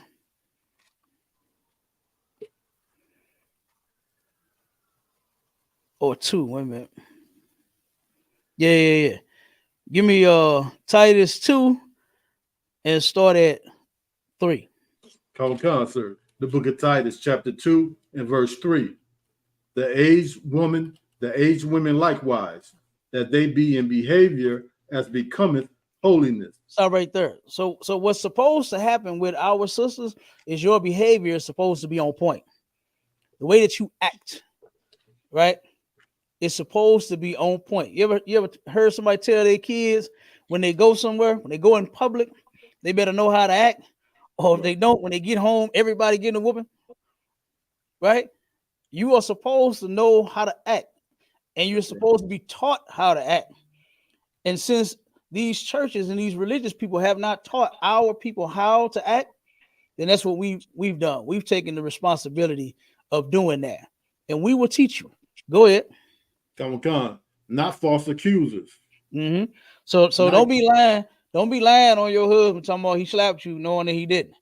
So don't falsely accuse him. Don't say that he the baby daddy, knowing that y'all going on Maury, and you're gonna find out that Antoine is not the father. Don't be falsely accusing people. Go ahead. Not giving to much wine.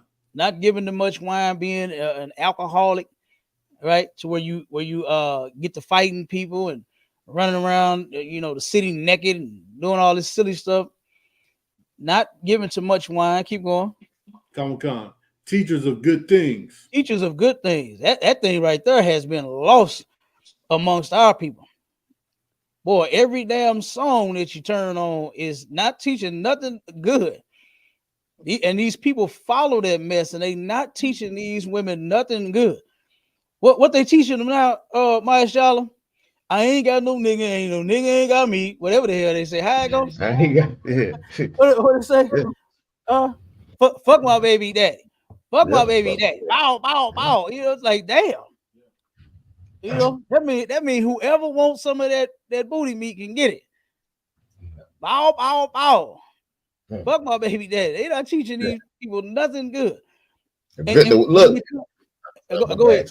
Go ahead, Maisha. Now it's a crazy thing you say that, because now back in the day, you used to be like had a man to take the woman from the other guy. Now the women are saying, "I'll take your man and throw him back to you, and come back and get him whenever I want, and come back and get him whenever I want." Like, whoa.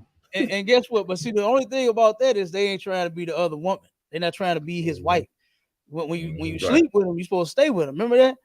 Remember that show you did? When you lay together, you stay together. Stay together, right? Yeah. Right? All them problems y'all finna have, get ready, because it's coming. It's coming.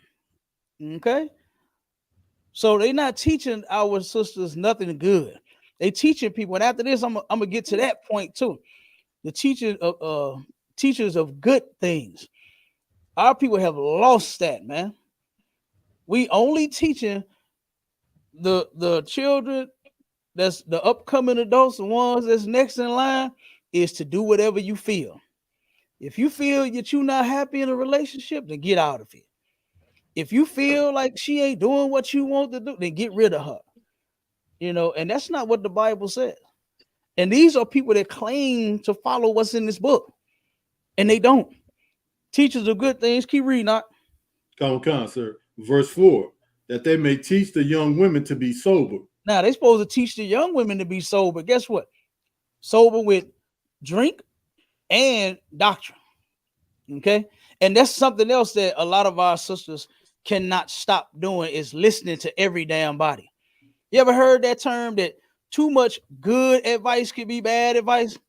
A lot of times sisters hear something and it sounds good to them and they just eat it up, take it in, and thinking that they're going to formulate this one big old master plan with all of these different things that everybody is telling them to do. You can't do that. You can't do that. You got to be sober, man. You got to stop listening to everybody. If you want to get some counsel or get some advice on what you should do in your marriage, you should be going to one source, and that's the ISUPK. You should be going to the generals, you understand, in the Israelite School of Universal and Practical Knowledge. You should be going to the men in the ISUPK, because they're not going to steer you wrong. They're not going to tell you anything unlawful to do like what they tell you in these churches. They will. They'll tell you to divorce. That's what they're going to say. They're going to say God meant for you to be happy. God don't give a damn about your happiness. That's for you and your husband to work on. Yeah. God cares about his laws being kept. He don't care right. about you being happy. Right. He don't care about you being mistreated. Well, let me take that back, because he does. But that's still up for you. If you're being mistreated, it's up for you and him to work on. So for the man and the woman to be, to work on that.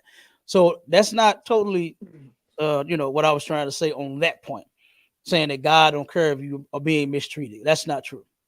You understand? The point I'm making is if you are being mistreated, then there is something that you do about it. Not divorce, not going to go to get a divorce, not leaving your husband, talking about getting another one. You end up working that shit out too. So you get counsel, you get advice on what to do. Yeah. Try to get counsel for you and your husband, not leave the man alone. Go ahead, keep going. Come, sir. That they may teach the young women to be sober, to love their husbands. To love their husbands. This right here has been lost. Sisters don't know how to love their husband. Hell, half of them don't love themselves. Yeah. Half of them don't love themselves. So they don't know how to love their husbands. But this is what's supposed to be handed down from the older women, the aged women.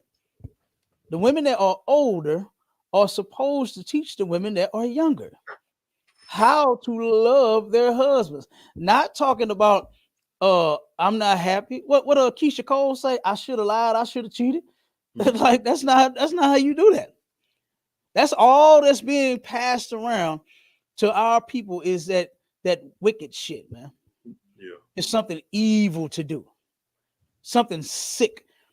Like most black women, all they know how to do is something sick and nasty with their vagina when they get mad at their man. Is to go and give it to somebody else. When they need a bill paid, if they man ain't got the money, they go get with another man. Like, it's disgusting. You're supposed to be teaching them how to love their husbands. Keep going. That's right. Come, sir. To love their children. To love their children. A lot of sisters think buying clothes and shoes and getting your hair cut and buying you stuff for Christmas and buying you stuff for your birthday. I'm the one did that. I remember the brother called me and was telling me about how a sister ended up. Now, of course, we don't celebrate Father's Day, but in this household of his, with the friends of the family was over, and the children got dropped back off over there. And the sister immediately went in on the kids because they were talking about how they had a wonderful time with their father. They spent Father's Day with their father, and they did all kinds of stuff. And the children was happy that they spent time with their daddy and received things from their father. Immediately, the brother said that the sister got up, the mother got up, going off on the kids, went off on them so bad, the children started crying. I'm y'all mama. I take care of you. I do this for you. I spent it. I did.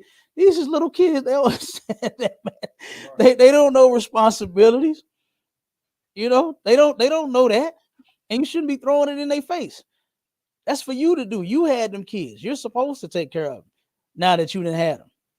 And not make them feel bad for it. And not make them feel bad for spending time with the other one. You should have kept your family together. That's right. Y'all should have stayed together and both take care of the kids. Both spend time with them. That's what you should have did. But they ain't teaching them that either. Go ahead. I'll keep going. Last one. Come on, sir. Verse 5. To be discreet. Mm-hmm. Chaste. Mm-hmm. Keepers at home. Mm-hmm. Keepers at home. Not being outside all the goddamn time. That's all you hear nowadays. Black women talk, I'm outside. We outside. We outside. What you say, Obama? They in the bar adding drops and shit to their drinks. Because they outside. They doing all kind of stuff, man. And black women think that stuff is good, but it's really not. You're not supposed to. There's nothing wrong with going out now. There's nothing wrong with y'all having fun. Nothing wrong with y'all having girls' night. Nothing wrong with going to bars and clubs. It's no sin. But a lot of them is doing it too damn much. A lot of them is doing it too much. And it's all kinds of stuff that you can get into out there. And it's waiting for you. It's waiting for you. You don't see it because all you focused on is having a good time. But it's out there. Satan know that you the weaker vessel. You just think you strong. You think you are a strong, independent black woman. Ooh, I hate them words sometimes. I hate it. Oh God. Because our sisters so damn strong, boy. Look at all of the mess that they keep getting their strong asses into. Yeah. They so strong and they got all this intuition.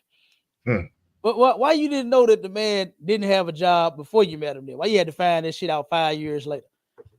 Why did your intuition kick in 5 years later talking about he had another woman? You just knew it.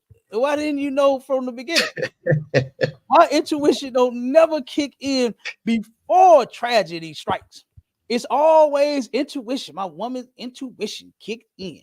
And I knew you was doing something. Yeah, he was doing something when he met you. So that intuition shit it just don't work. You can stop fooling yourself. You can stop fooling yourself. You're just not stupid. That's all it is. You know that the man got another woman. It's not something going off in your head. It's not, my intuition kicking in. Wait a minute. He took his boots off at the door this time instead of putting them straight in his closet. That ain't intuition. That's just you paying attention to your man and you being suspicious. Then after that, after he does that, let me go smell his drawers. Do they still do that at a bar? Is women still smelling men's drawers? When I heard that back in the day, I said, wait a minute, you actually smelled your man's drawers? I sure did. I was like, whoa.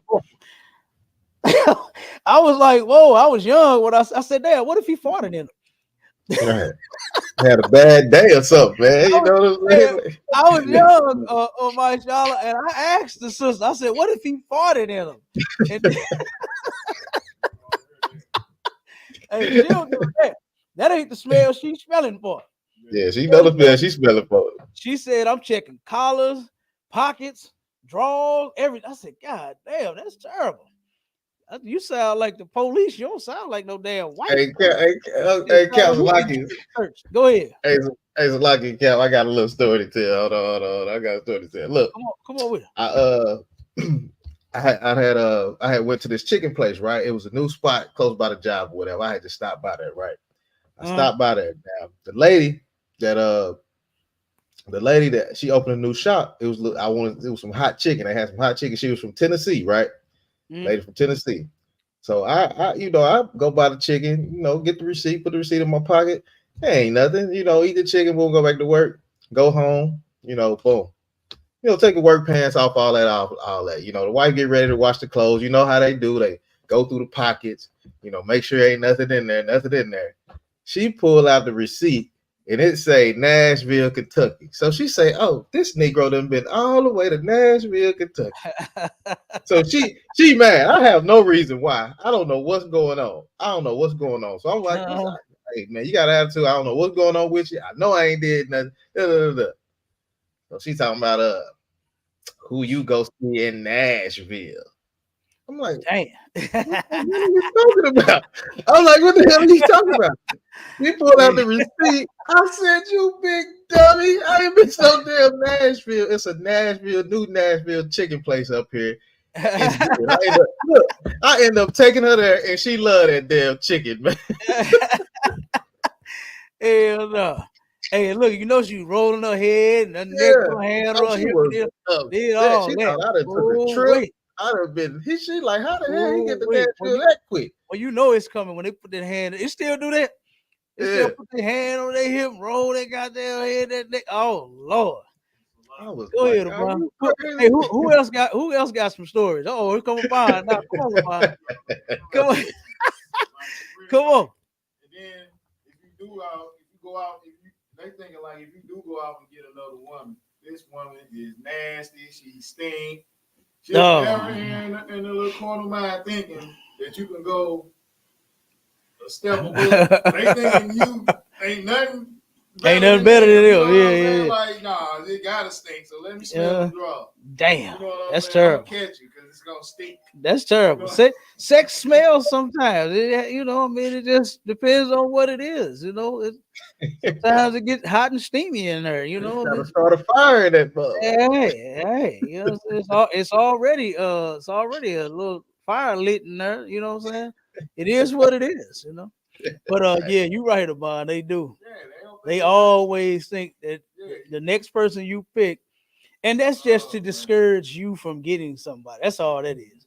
That's why you just have to ignore them. You understand? Let them talk whatever they talking, and just go get you another woman. Don't sit there and listen to no woman tell you the next woman you get gonna stink. You know what I'm saying? The next woman ain't gonna cook like me. The next woman, I hope, don't talk as much as you. That's what the fuck I hope. You understand? While you talking. Okay, so we got any more stories? So I'm gonna play this clip real quick. All right, no sweat. Let me play this clip real quick. All right. Now this is the Christians right here. This is the religious people. Okay, and I'm gonna kind of skip through it for the sake of time. Right. This is that sister Tabitha, man. And when I first saw her, the first thing I saw about her was her retiring her husband, right? And I had thought that was an amazing thing to do. I said, damn, she done got this brother, retired him. But then as I done came across more and more of her videos, boy, Lord have mercy. I seen another one where she's terrorizing the man, talking about what woman better not be in his inbox, better not be in his DM. Bet not be. Oh, I'm like, oh my God. You know what I mean? But this one right here takes the cake. Okay, so I'm gonna play a little bit, explain a little bit, and I'm gonna play a little bit more, and then we're gonna roll. And then so let me start it. I think Tiff was talking about somebody wanted to know if we have ever considered divorce. Oh. And it was layered, but the topic is divorce. The topic is divorce. I feel like we have answered this before once, but the answer to the question is absolutely. I've never wanted to divorce you. 100%. Tell him again, Blackie. Absolutely. You heard he said, I never wanted to divorce you, but she's standing on it, 10 toes down. You understand? She's standing on business. 100%. I wanted to divorce your ass. Yep, that's how I felt when I thought about it. I was growling in my spirit too, Blackie. The truth is absolutely. I think if anybody has been married longer than, what would you think? If you've been married longer than 6 months, if you was in your first, depending. Yeah, sometimes right after you get married, you be like, wait, did I make the right decision? Those are some of the hardest, to me, the hardest years is the ones right after the I do. Especially if you're young and you don't know yourself. I think that's what we had, a lot of the issues that we had. But I think when people are seasoned in their life, right, and they have a sense of self and know who they are before they get married, then that first year probably isn't the toughest. I think that's when you're kind of in the honeymoon phase. And then after that phase is over, the reality starts setting in. You're like, oh, wait, I'm a life with this person forever. Mm-hmm. But I do think everyone has had a moment where they consider like, man, I don't know, man. I don't know now. Maybe I ain't cut out for this. Maybe we ain't supposed to do forever, ever. But absolutely, I think that it's a healthy thought, right? If you recognize it and you're honest about it. I think I had talked to Tip about this before. It was I think Ruby D was the interview that I watched, or it was a quote or something. Her and Ozzy were married, I think like 70 years, over 60 some years. And someone was asking her, like, have y'all ever, was divorce ever a thought? And her response was, absolutely. And the way that it never happened is because neither of us wanted it at the same time. Okay, so let me skip a little bit so we can get to the point real quick. Let me skip on down. So, because here they are portraying as if they're going to give you all of this wonderful advice about your marriage and divorce. It's a healthy thought and all of that. Sin is never a healthy thought. All right. And you don't want to sit and just, contemplate on those thoughts, because you may end up sinning afterward. You understand? You just might go through with that sin. So this is why I say, if you want to go somewhere to get some counsel or some advice, you want to come here. Don't go to these people, because they don't have the answer. And now they finna flip the whole script. Man. Boy, best thing that could have happened, boy. Honey, divorce be saving lives. Let me tell you that, okay? Now divorce saves lives. Did you hear? Divorce be saving lives.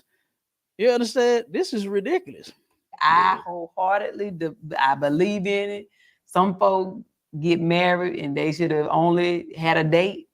Mm-hmm. Some folk get married, they should have only had children. Yeah. Y'all was meant to just bring life into the world.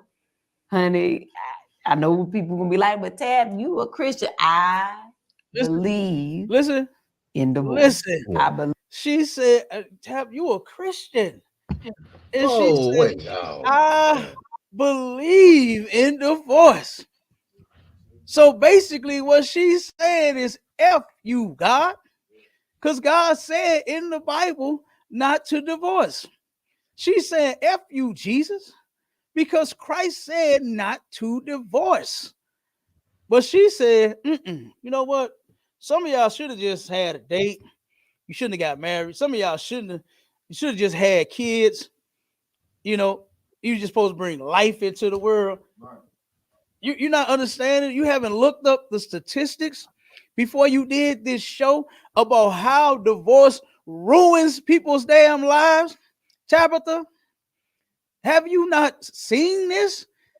Have you not went into the records that they keep on how divorce destroys the damn man, the damn woman, and the poor little babies, man? That had absolutely nothing to do with y'all decisions. It destroys everybody. The whole Black community is affected by this. Not just you two. Not just you because you unhappy. This is ridiculous, man. One second, Warren. Yeah, especially if you can't serve each other, if you can't literally be in your relationship together and it does not serve you well, if it does not uplift you, if you don't feel loved, if it does not serve your kids, if it don't serve your family, your unit, your well-being, baby, get out of there. Okay. Like I believe in marriage, but I absolutely believe in divorce. Oh my God, that's horrible. That was horrible right there. And she said herself, yeah, I'm a Christian, but I believe in divorce. If it don't serve your kids, if it don't serve, wait a minute, you're supposed to be serving the Lord, number one. That's right. That's who you're supposed to be serving. Right? Now you are supposed to serve your husband. You have to take care of them kids, both of you, right? But you're more worried about serving yourself. Right. That's where these people are coming from. Yeah. This is why we have all of the issues in the black community, because these people they claim to follow the Bible, they really don't. Basically, what she's saying, and matter of fact, let's get the scripture. Okay, give me that in 1 Corinthians 7, and where we want to start at? What is that? 11, I think it is. Let me see where I want you to start at. Come, sir. Because this is crazy. But these are the people that's sitting out here giving us advice, telling us what to do in a relationship. All right. Give me verse 10. 1 Corinthians 7 and 10. Come, sir. 1 Corinthians chapter 7 and verse 10.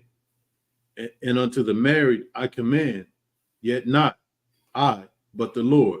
Now, this is 1 second. Now, what Paul was doing, if anybody reads this chapter, you're going to hear Paul go from I command, but not I, but the Lord. Right? So what Paul, in one instance, Paul is giving you what he would call good advice, what we call in the ISUPK good counsel. And then you're going to hear him say, I command, yet not I, but the Lord. This is what the Most High want. Okay? And there's no negotiating with the Most High. Right? This is nothing that his laws are nothing that you can sit down and ask him to compromise with. You can't turn around and go to the Most High and say, well, I believe in divorce. I know you say not the divorce, but I say this ain't serving me. This ain't serving my well-being. This ain't serving my kids. This ain't serving my life. Oh well, scratch and get glad. Go get a life. You understand? Because the Most High commands this, not Paul, right? Keep going up. Come. Let not the wife depart from her husband. Stop right there. It says, let not the wife depart from her husband. There's only one reason that a man gets to put away his wife. It ain't because she talked too damn much. It ain't because she don't know how to cook. It ain't because she always shopping. It ain't because she always out with her friends and over her mama house. It ain't because she work late, you know what I'm saying, or work all the time, or she in school and she got to study. You ready to ram something up in it, but she's cramming them books in. You can't divorce her for that. There's only one thing, and Christ said, is if she is a 304, if she gives her body to someone else, then yes, you could put that woman away. You better. Because when she catch them AIDS, you don't want to be associated with it. Because that's what's going to end up happening to a woman being a 304, right? But then when it comes to the woman, guess what you get? You get no reason to divorce your husband. The Bible doesn't give you one. And guess what? Go talk to God about that, because we didn't make these rules up. This is what he gave to us. And most sisters think that it's like the end of the world. You understand? Because I can't leave him. I can't. And then they always draw something that's so ridiculous. What if he beating on? That ain't what you said. You didn't say he was beating on you. You didn't say that. You didn't start off by saying, well, my husband punched me in my mouth and chipped my tooth. That's not what you said. You said you was unhappy. And can you divorce your man because you unhappy? Hell no. God ain't with you leaving your man because you unhappy. He says right here that I command, yet not I, but the Lord. Let not the wife depart from her husband, meaning do not divorce your husband. And if you do, there is a consequence for those actions. You claim you want a man, but then turn around and is dying to leave one. The one that you got, you ready to leave the goddamn man. That is ridiculous. All the goddamn men that you done left and been with in your past. By God, stop it. Why don't you? Why don't you slow down? Why don't you stop switching up? Didn't we just do that show, my Charlotte? Is God okay with women switching men? Kind of, sir. No, he not. This is the consequence of your actions. Marriage is something serious, right? And women, you only get one shot at it. You only get one shot to make this decision. So you should choose wisely. And once you make your choice, you have to deal with it. You have to deal with it. Nobody cares about you crying and your unhappiness and all of this. There's something you can do about it. You can fix it. You can fix it. Anything broken can be fixed. You ain't got to replace it. Because you can't replace your husband. Right? Let's read it. Read verse 11. Come on, sir. Verse 11. But, and if she depart. So if she does divorce her man, keep reading. Let her remain unmarried. Let her remain unmarried. Don't be trying to go find nobody else talking about it's complicated. No, you complicated. That's what's complicated. You're complicating things. Yeah. All because of your silliness and your simplicity. You are complicating things because you don't know no goddamn better. Because you listen to Christians like Tabitha that tell you, see, divorce.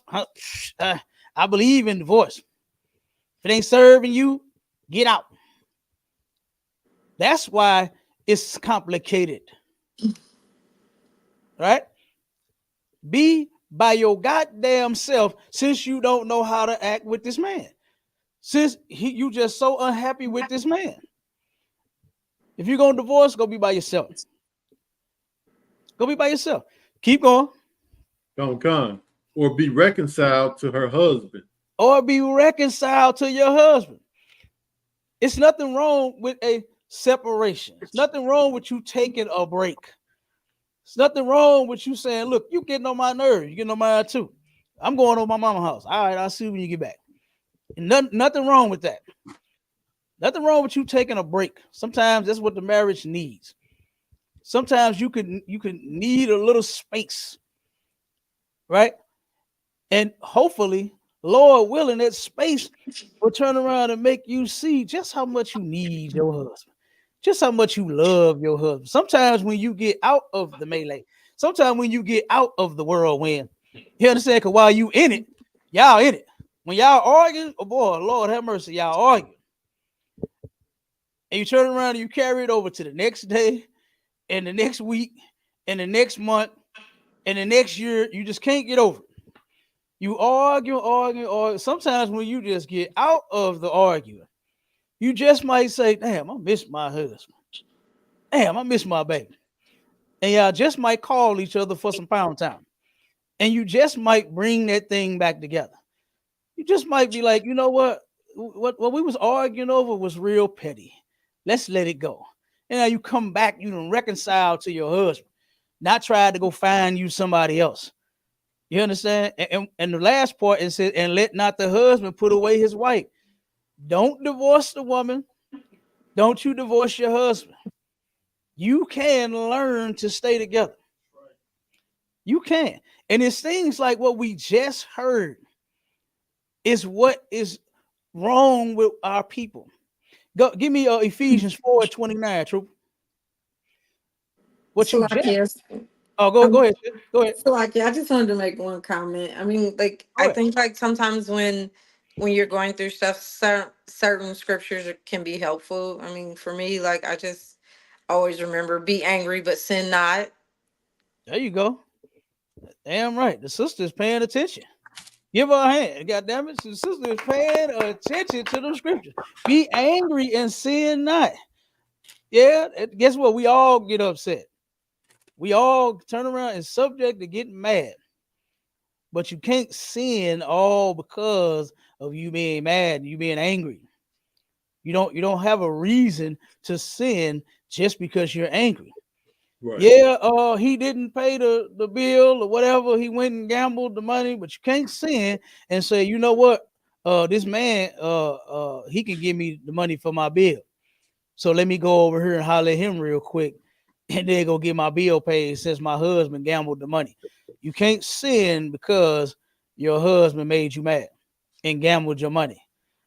What you do is don't hand that nigga the money no more if you know he's a gambler. You're going to be in a poorhouse. You're not going to have lights. You're not going to have food because he's going to gamble all of the money. So if you have a certain, issue or whatever, come and get counsel for it, man. We ain't just saying this stuff just because just to be sounding like we talking about something. It's so that you can actually deal with whatever is you got going on. Because sometimes, like I said, when you're the one that's in the storm, you don't see outside of it. You don't turn. All y'all been doing was just arguing about the same old damn thing every day, and you don't see that it's petty. It's just a miscommunication problem. It's just something. It's something small in a lot of cases, but y'all done made it big. And a little small communication could turn around and fix it. But a lot of times, like I said, when you're the one that's going through it, you don't even see that. So you're right, sis. Go ahead. You got something else you want to finish? So, sir. Oh, okay, no sweat, no sweat. Go ahead, Trooper. Give me that scripture. Come, sir. The book of Ephesians, chapter 4 and verse 29. Let no corrupt communication proceed out of your mouth. Let no corrupt communication proceed out of your mouth. Do you know what the Christians and what religious people translate this to?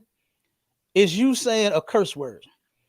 You saying the F-bomb. You dropping the F-bomb on somebody. You calling somebody a BAN. You calling someone a MFer. That's what they translate this to. Corrupt communication is what you heard Tabitha just say on that video. Corrupt communication goes against the word of God. That's what this is talking about. Not you saying a curse word.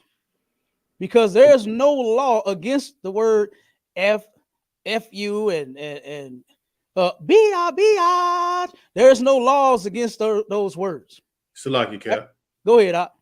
So I don't want an example of this. An example of that would be like if a sister told another sister, "Girl, if I was you, I would get an abortion." Absolutely, that's corrupt communication. That's what the Bible is saying. Let no corrupt communication come out of your mouth. We don't turn around and tell people to sin against the Lord. Right. That's corrupt communication. That's what this scripture is talking about. It's talking about what you just heard this religious woman say on this video. That's corrupt communication. It is what I heard on Clubhouse yesterday when the brother was trying to explain that the laws are spiritual now and the carnal laws, we don't have to keep them. So if a person wants to eat pork, they can, and they haven't broken the law. That's what he said. Interesting. Yeah, that's what he said. That's corrupt communication. Okay, go ahead, finish the scripture up. Come, sir. But that which is good. Mm-hmm. So don't let nothing come out your mouth but that which is good. So when our people come to us and when they have these certain issues like marital problems, they contemplating divorce, or they want to, whatever it is, you're not going to get no corrupt communication from us. You're going to get that which is good, right? So if you need counsel, if you need some help, if you have an issue, you have a problem, you're supposed to bring it to us, and we'll help you through those problems. Go ahead, Doc. Keep going. Is that it? La, sir. Okay, go ahead. Come, sir. To the use of edifying. Absolutely. For the use of edifying, teaching our people. You can't teach people stuff like what Tabitha is teaching, talking about, yeah, I'm a Christian. And guess what? That's right up a Christian's alley. Is for them to sin against the Most High. For them to do what the hell they feel is right. And not what the Lord said to do. Because that's what's right to do. The Bible says to let every man be a liar and let God be true. Meaning that when the Lord said not to divorce, don't divorce. Let that simmer in your cup. You understand? What they say? Mute up, Trooper, while you ain't talking. You got a little noise coming. Let that sit in your tea. Stir that in your coffee. Right? Stir that in your coffee. Whatever you feel, you're wrong, but God is right. We're not supposed to be going off our damn feelings, no way. This is why we have such a high divorce rate in the Black community, because everybody's going off what the hell they feel versus what they claim they believe in, which is God. They got the Bible everywhere. They got it sitting on their fireplace. They got it on the side of their bed. They sit and read it and sing to it and slob on it all day. They get the Holy Ghost and start slobbing on the damn thing. They go to church with it. It's in their car. Right. It's in their car. They got it as they are driving, sitting right up on the dash, open on to Psalms. What's that? Psalm 23. The Lord is my shepherd; I shall not want. They all of them do that. All of them do. And where I get it from, I got it from my Christian family members. They got them same Bibles turned to them same scriptures in their car. Boy, I had an auntie before she passed away. I love my auntie, but she had one in the front window and in the back window. She was all about some Jesus, but you know what she was about too? She was about what she felt as well. She was one of these women right here that did what she felt to do instead of what the Bible said do. The Bible said don't divorce, but she did what she wanted to do. You understand? So that's it, right? On Ephesians. Trooper, where you at? So Salaki, sir, it's a little bit more. Okay, come on with it. Come and then we're gonna go to Matthew. Come. But that which is good to the use of edifying, that it may minister grace unto the hearers. Right. So our people are supposed to hear this and have some goddamn hope. You understand? That's what they're supposed to do with what you're teaching them, especially when it comes from the Bible. But as you can see, those people that claim to follow the Lord don't follow the Lord at all. They don't at all, man. Give me Matthew 7:15. Come.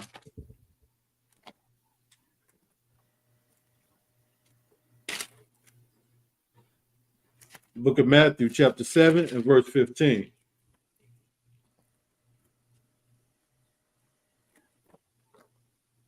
Beware of false prophets, which come to you in sheep clothing, but inwardly they are raven wolves. But inwardly they are Let's say raven or ravenous? Ravening. Ravenous? Ravenous. Ravening wolves. They are ravenous wolves. Okay? You got to watch these people. Those religious people, look, the pastor be all clean and sharp every damn Sunday. Yeah. The members be clean as a whistle. What they like to say, cleaner than the board of health. You know what I'm saying? And guess what? Inside, they are ravenous wolves, man. They are tearing our people apart with this nonsense that they teaching them. You got to be aware of false teachers. That's what a prophet is, a teacher. And these people teach you things like, look at what she said. She appeared. If y'all go and watch that clip, right? Him and her was sitting there singing. You understand? They look so good together. They all in it, right? They appear to be godly people. But she turned into that wolf right before your face and said, yeah, they tell me you a Christian though, but you ain't supposed to divorce. Yeah, I believe in marriage and I believe in divorce as well. She turned into that wolf right before your face. You understand? Y'all remember that movie Teen Wolf? To where he turned around and at one point he just couldn't control it. And he turned around and neck in his head and all that until that wolf face popped out.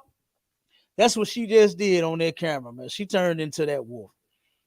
You understand? What they are teaching, you should not listen to them. They all over the place. Y'all go listen to that clip. She turned around and was telling people, oh, if you're not willing to change, if you're not willing to work through things, then guess what? Don't get married. But then, oh yeah, I'm all for divorce 100%. That's ridiculous.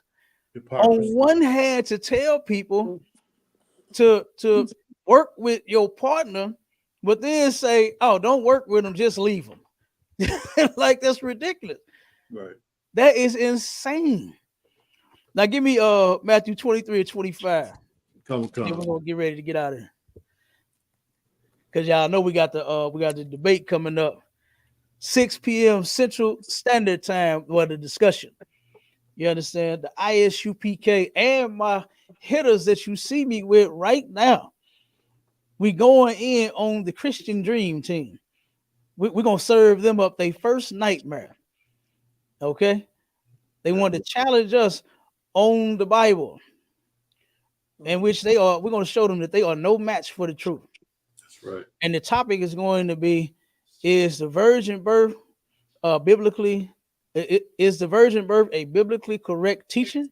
We are going to show what the correct teaching is, because they don't have it. The religious dream team, the Christian dream team, they don't have it. They don't have the truth. They have dogma. They have lies. They have magic and mumbo jumbo. But we are going to teach the truth. And then the second one is, can angels disobey God? And we're going to show them in the Bible that no angel has ever disobeyed the Most High. That's right. It's insane to even think. Like, now I was taught these same things, in the church. But when I came into the truth, I was so amazed and shocked that it's right here in the book. Where are they getting all this magic from? And it's all just lies. I found out that Christianity is not even found in the Bible. It's a religion, and it's filled with lies, idol worship, LGBTQism. You understand? Child pedophilia. It's filled with all manner of evil. Yeah. Because that's what they're about. They're not about serving the Lord. All right. So we're gonna get down on them at 6 p.m. Central Standard Time. It's going down. Make sure y'all tune in to that too. All right. Give me that scripture out. Come, sir. The book of Matthew, chapter 23 and verse 25. Mm-hmm. Woe unto the scribes and Pharisees. Woe unto the scribes and Pharisees. Woe means destruction. Right? Christ wasn't praying for these people, saying that I hope that they, live a nice life. And all of this nonsense that they claim you supposed to be preaching for in the Bible. I mean, in these churches. Christ said, woe unto you scribes and you Pharisees. And what else he called them? Come. Hypocrites. He called them a hypocrite because they are. This sister just told you, and the brother co-signed it. He co-signed her fuckery. So he's one too. Both of them are hypocrites. A hypocrite is a person that says one thing but does another. She claims to be a Christian and a follower, a believer of Jesus Christ. They made buttons and shirts and hats and all kinds of stuff and say, what would Jesus do? Jesus wouldn't do the shit that you claim you would do. Jesus would not do that. Jesus would not divorce. Had he been married, he would not have divorced. All because this wasn't serving me and my kids. All because I wasn't happy. Jesus would not do what these religious freaks do. So he called them hypocrites, and they are. To this day, they're hypocrites. They claim to follow what's in the book. But then, what was that? About 3 minutes after? 3 minutes after in the video, threw it all in the trash and said, oh no, I'm for marriage, but I'm also for divorce. She's a hypocrite. She's a hypocrite, and this man is weak and turned around and followed his woman. He didn't even stand up for righteousness and say, what do you mean? You would divorce. So at any point when she feels that he is no longer serving her any purpose, guess what she's going to do? You see when she started, what she say? Yeah, 100%. Absolutely, I wanted to divorce you. The brother said, I ain't ever think about divorcing you. But what did she say? 100%. I was going to leave your ass. Like, this is crazy.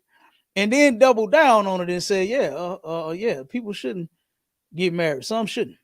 Some should just have kids. Like, that's crazy. To see that and went through a broken home yourself. You saw what a broken home did to you. And then now you're going to turn around and do it to your damn kids.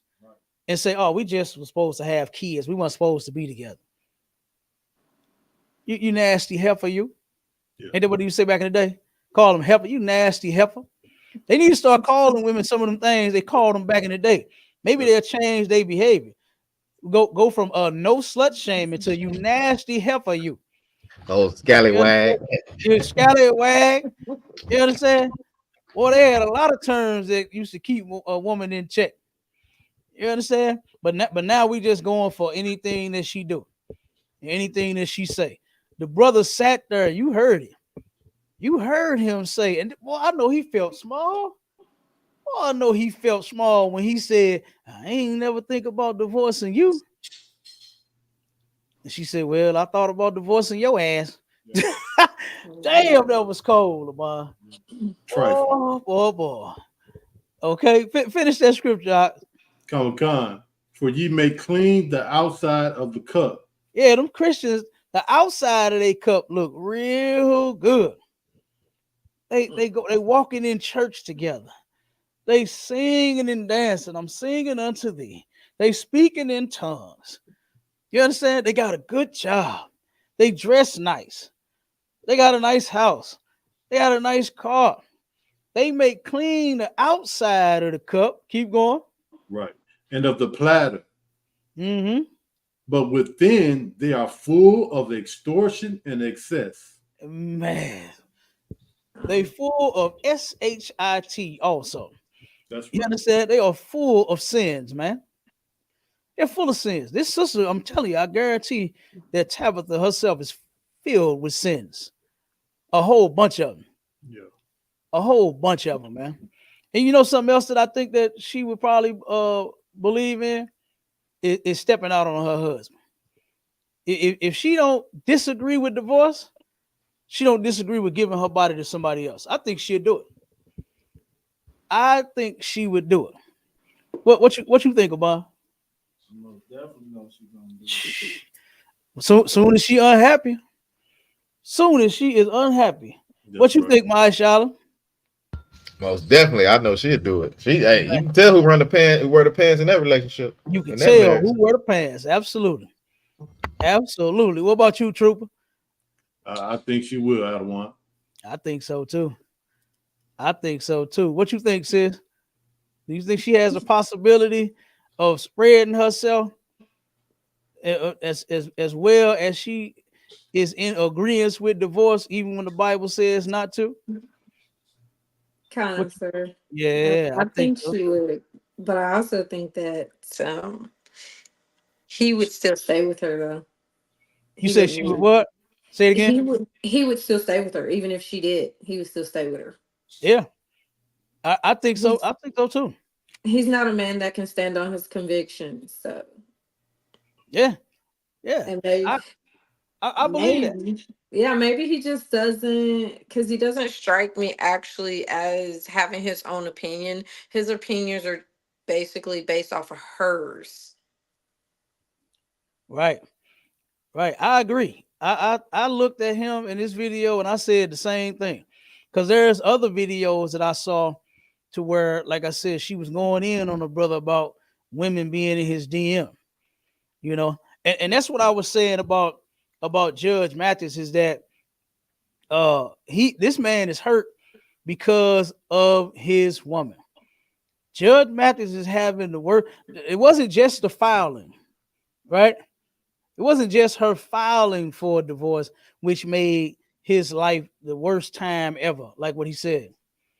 But it's her and her response. I'm sure that when the people delivered the damn paperwork to him, it caught him by surprise. I know this caught him by surprise, man. She had him served at the home that they share. Here she go filing for something behind this man back, and then turn around and got the server come to him and say, hey, you've been served. And I know he was like, what? Served with what? And then he go and he finds some divorce papers. And I know she been eating him up alive with all of her complaints, with whatever the hell done happened and what she's talking about. You know, why she went and filed. And you could tell it's wearing him down to the point to where he said, well, y'all see, as I'm doing now, I'm flying out. He has to make himself be to blame. He has to blame himself for the woman's unhappiness. And that's what most of those men out there, those religious men, that's what they do. They turn around and they blame themselves. Well, I was out with my boys and I was, out doing my shows and I was out doing my charities. That's a good goddamn thing that you doing. You know, you doing greater than a lot of people are. You understand? To the point to where you got a $5 million house. How fortunate are a lot of brothers and sisters that have such a house? It's some that ain't got none. It's some people that's riding on Section 8 and barely got that, living on pins and needles. You know what I mean? You forever got somebody reporting you. It was a sister down in, where did this happen? Was that Atlanta or Obama? Where the sister, she got robbed several different times in her complex. And it was a teenager, same damn teenager, kept breaking in her house. Right. And this time she turned around and was in the house. And the teenager was trying to come through her daughter's window. She didn't know who it was coming in her baby's bedroom. And she took her gun and fired and unalived the little guy and ended up losing her place because she's not supposed to have a gun, on government property. You got some people that's living out there like that. They got to sit and get robbed. You got a man coming in my daughter's room. Oh my God, I could only imagine the thoughts that was going through this sister's head. But here you are living good. You in a $5 million mansion. You get to take trips. I'm sure Judge Mathis ain't just mistreated you 39 years, ain't gave you no money.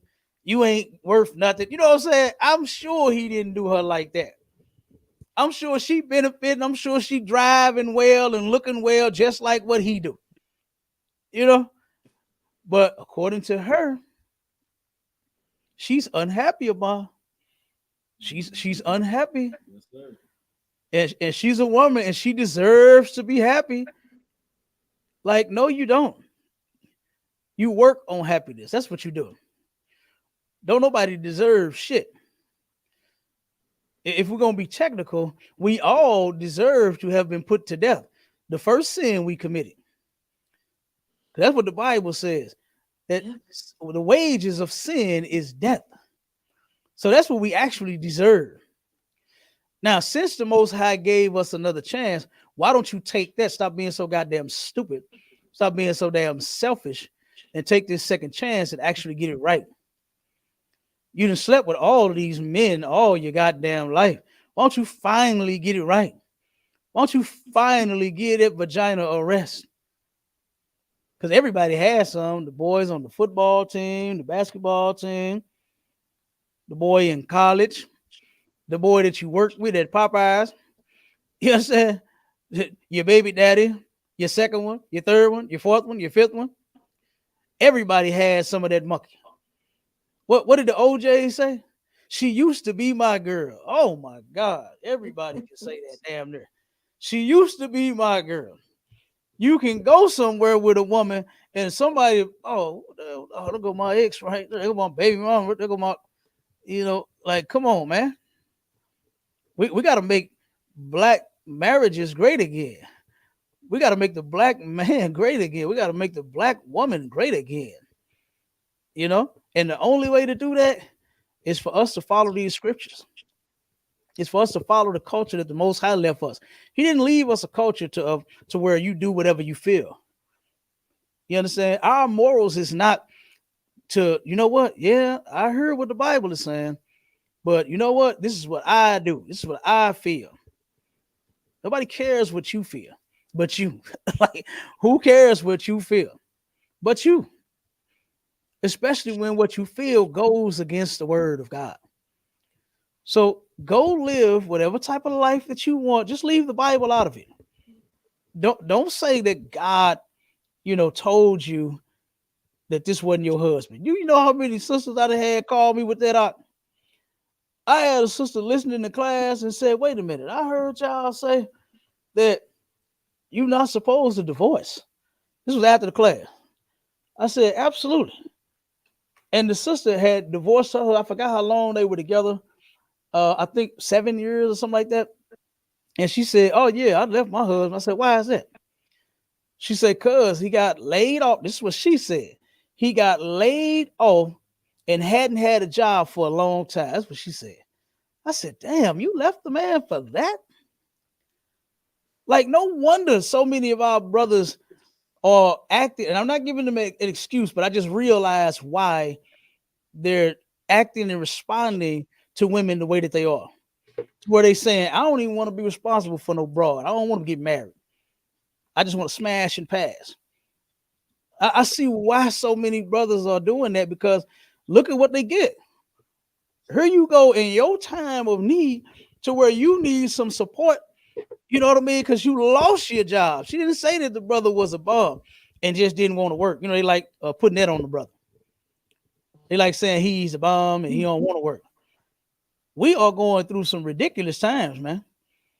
Look at COVID-19. Look at what it did to a lot of jobs. Here in the city of St. Louis, as small as the city of St. Louis is, boy, it was tons of businesses that closed and they keep closing. I think the first round was 100. Oh my God. Bond, look that number up for me. The first round of businesses that closed, I want to say it was 180 something. I can't recall. But I want to be correct.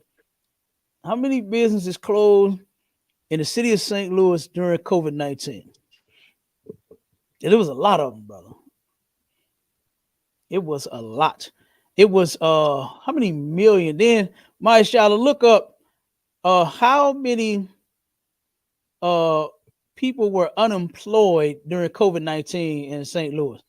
Matter of fact, just look it up in Atlanta. I have a bond, look it up. Look it up in your city.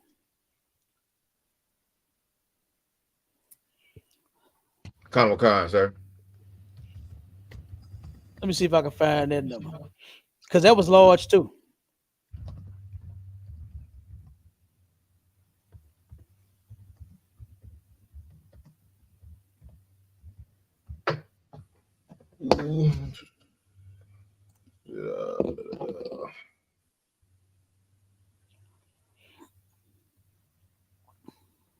Saying 13%. Let me see what the numbers add up to though.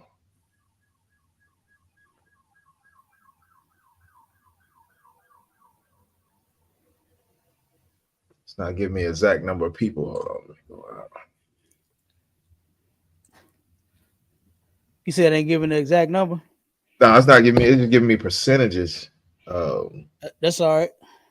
Yeah, it's giving me percentages. Because that's what this one was giving me too. It was a lot. I got the article. Okay. Let's see.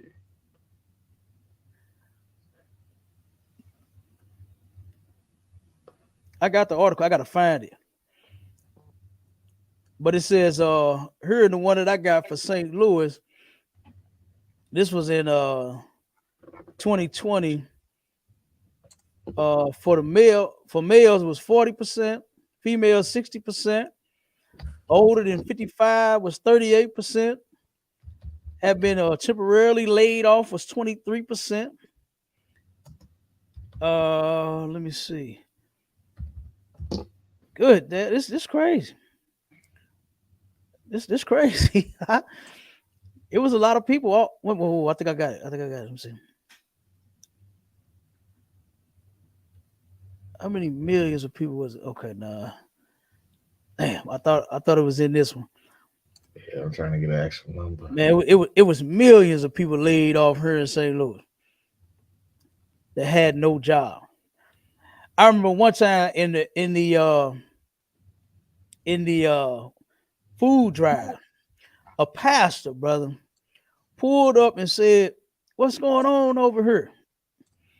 And I said, "We feeding our people, man. We got plenty of good food." I said, "Commander YAHANNA of the ISUPK, this is what he does." You understand? I said, and during these times, I said he got plenty of it, and he giving it out to our people that's in need. The brother looked back at the line. He said, all of them new cars in this line. He said, them people don't need no food. And this was a preacher. This was a pastor, brother. And he looking at the cars that people driving and said that they don't need no food. I said, I'll be damned. That's crazy. All right, I got something out of one. Go ahead. It says Atlanta, Georgia today. Governor Brian Kemp appalled. Georgia's unemployment rate dropping for the 17th straight month to 3.2% for September, and an all-time low. Additionally, the number of unemployed Georgians rose above 5 million for the first time since the beginning of the pandemic. That's just one city. That's just one city. You found it about? Damn. Because I want to get. I don't want to misquote it. I don't want to misquote these numbers. But it was a lot of businesses that closed here, and it was a lot of brothers and sisters laid off her. And I just couldn't believe that sister had said that, knowing what was going on. People had lost their jobs. You know, I had even lost contracts to where people, they were scared to have the cleaning crew come in and clean their building when we got the chemicals to help keep the COVID down. We got what you need, which is to routinely clean your building so that disease won't get in here and kill none of y'all. You know what I'm saying? But they was like, oh no, we're gonna have somebody do it in-house. Now, of course, some of them called us back. We got some of them back and some we didn't. Salaki, sir. But the point I'm making, 1 second, Warrior. The point I'm making is it's hard times, and it's been hard times, especially for us. And leaving your man because he after 7 or 10 years, however long they was together, all because he got laid off. That's insane. Go ahead, Maisha. All right, and so this is even crazy when I add this to it. It says the Georgia population is 6 million. So at the time when I read that article in 2020, at that time 5 million people were laid off. So only a million people, a little bit over a million people had jobs. Damn. That's crazy. Yeah, that's crazy. I didn't know that. Damn. That is crazy. And you wonder why the crime went through the roof. Oh my goodness. Whoa. Crime went through the roof. That is crazy. So we can't be using things like, you know, he or she unemployed or whatever your excuse is to divorce, man. You understand? So far, like I said, Judge Mathis is claiming that it's and the other article that we read, it was because of him not having time to spend with his woman because he has a bunch of responsibilities. You knew this man had responsibilities for 39 years long. 39 years long. And I'm sure for a long time, because I don't think she worked. I don't think she worked. And then in the filing, she is seeking, you know what? She wants some paper. You understand? Along with those divorce papers. Why in the hell do you want to leave your man and take him for his money instead of being with him and benefiting from the money? Be with the man and benefit from it, not leave him and take it. Yeah. So of course he fighting that. You understand? He don't want to give us shit. And you know what? If we had lived in a righteous society, she wouldn't be getting anything. She wouldn't get anything. You better get out there and work now. That's what she should be made to do. Get out there and work this. Since you're so unhappy with his schedule, go out there and work. Because I'm sure this man, all of his hard work is allowing you to live a nice, comfortable, and relaxed lifestyle. I'm sure it is. You know, so there it is, man. You know, don't listen to these religious people, man. Don't listen to these Christians. Don't listen to these preachers and these pastors and these people that claim that they love the Lord, man. Because they're going to steer you wrong. They are going to tell you something that's going to benefit you as an individual. when that's not what this is about. This ain't about individuality. Serving God is about keeping his rules, right? That's what this is about. And as you can see, Christians do not. Religious people do not. They do what they want. They do what they feel. They go with their gut. When your gut is big and full of shit. You understand?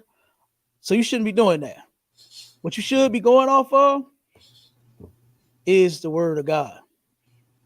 And then I'm off of it. I'm gone. You understand? You got something you want to drop upon? No, sir. All right. My Shala. Sir, heavy radio show as always. Hey, the water warrior, the water trooper. Live, sir. All right, no sweat. Sis, come on with it. You want to say Wow, something? The water for allowing me to be on the stage. Hey, ain't no sweat. Anytime, sis. You can come on anytime, all right? We appreciate you. Yep. All right, with that, shalom, Israel. We gone. Shalom. All right, I can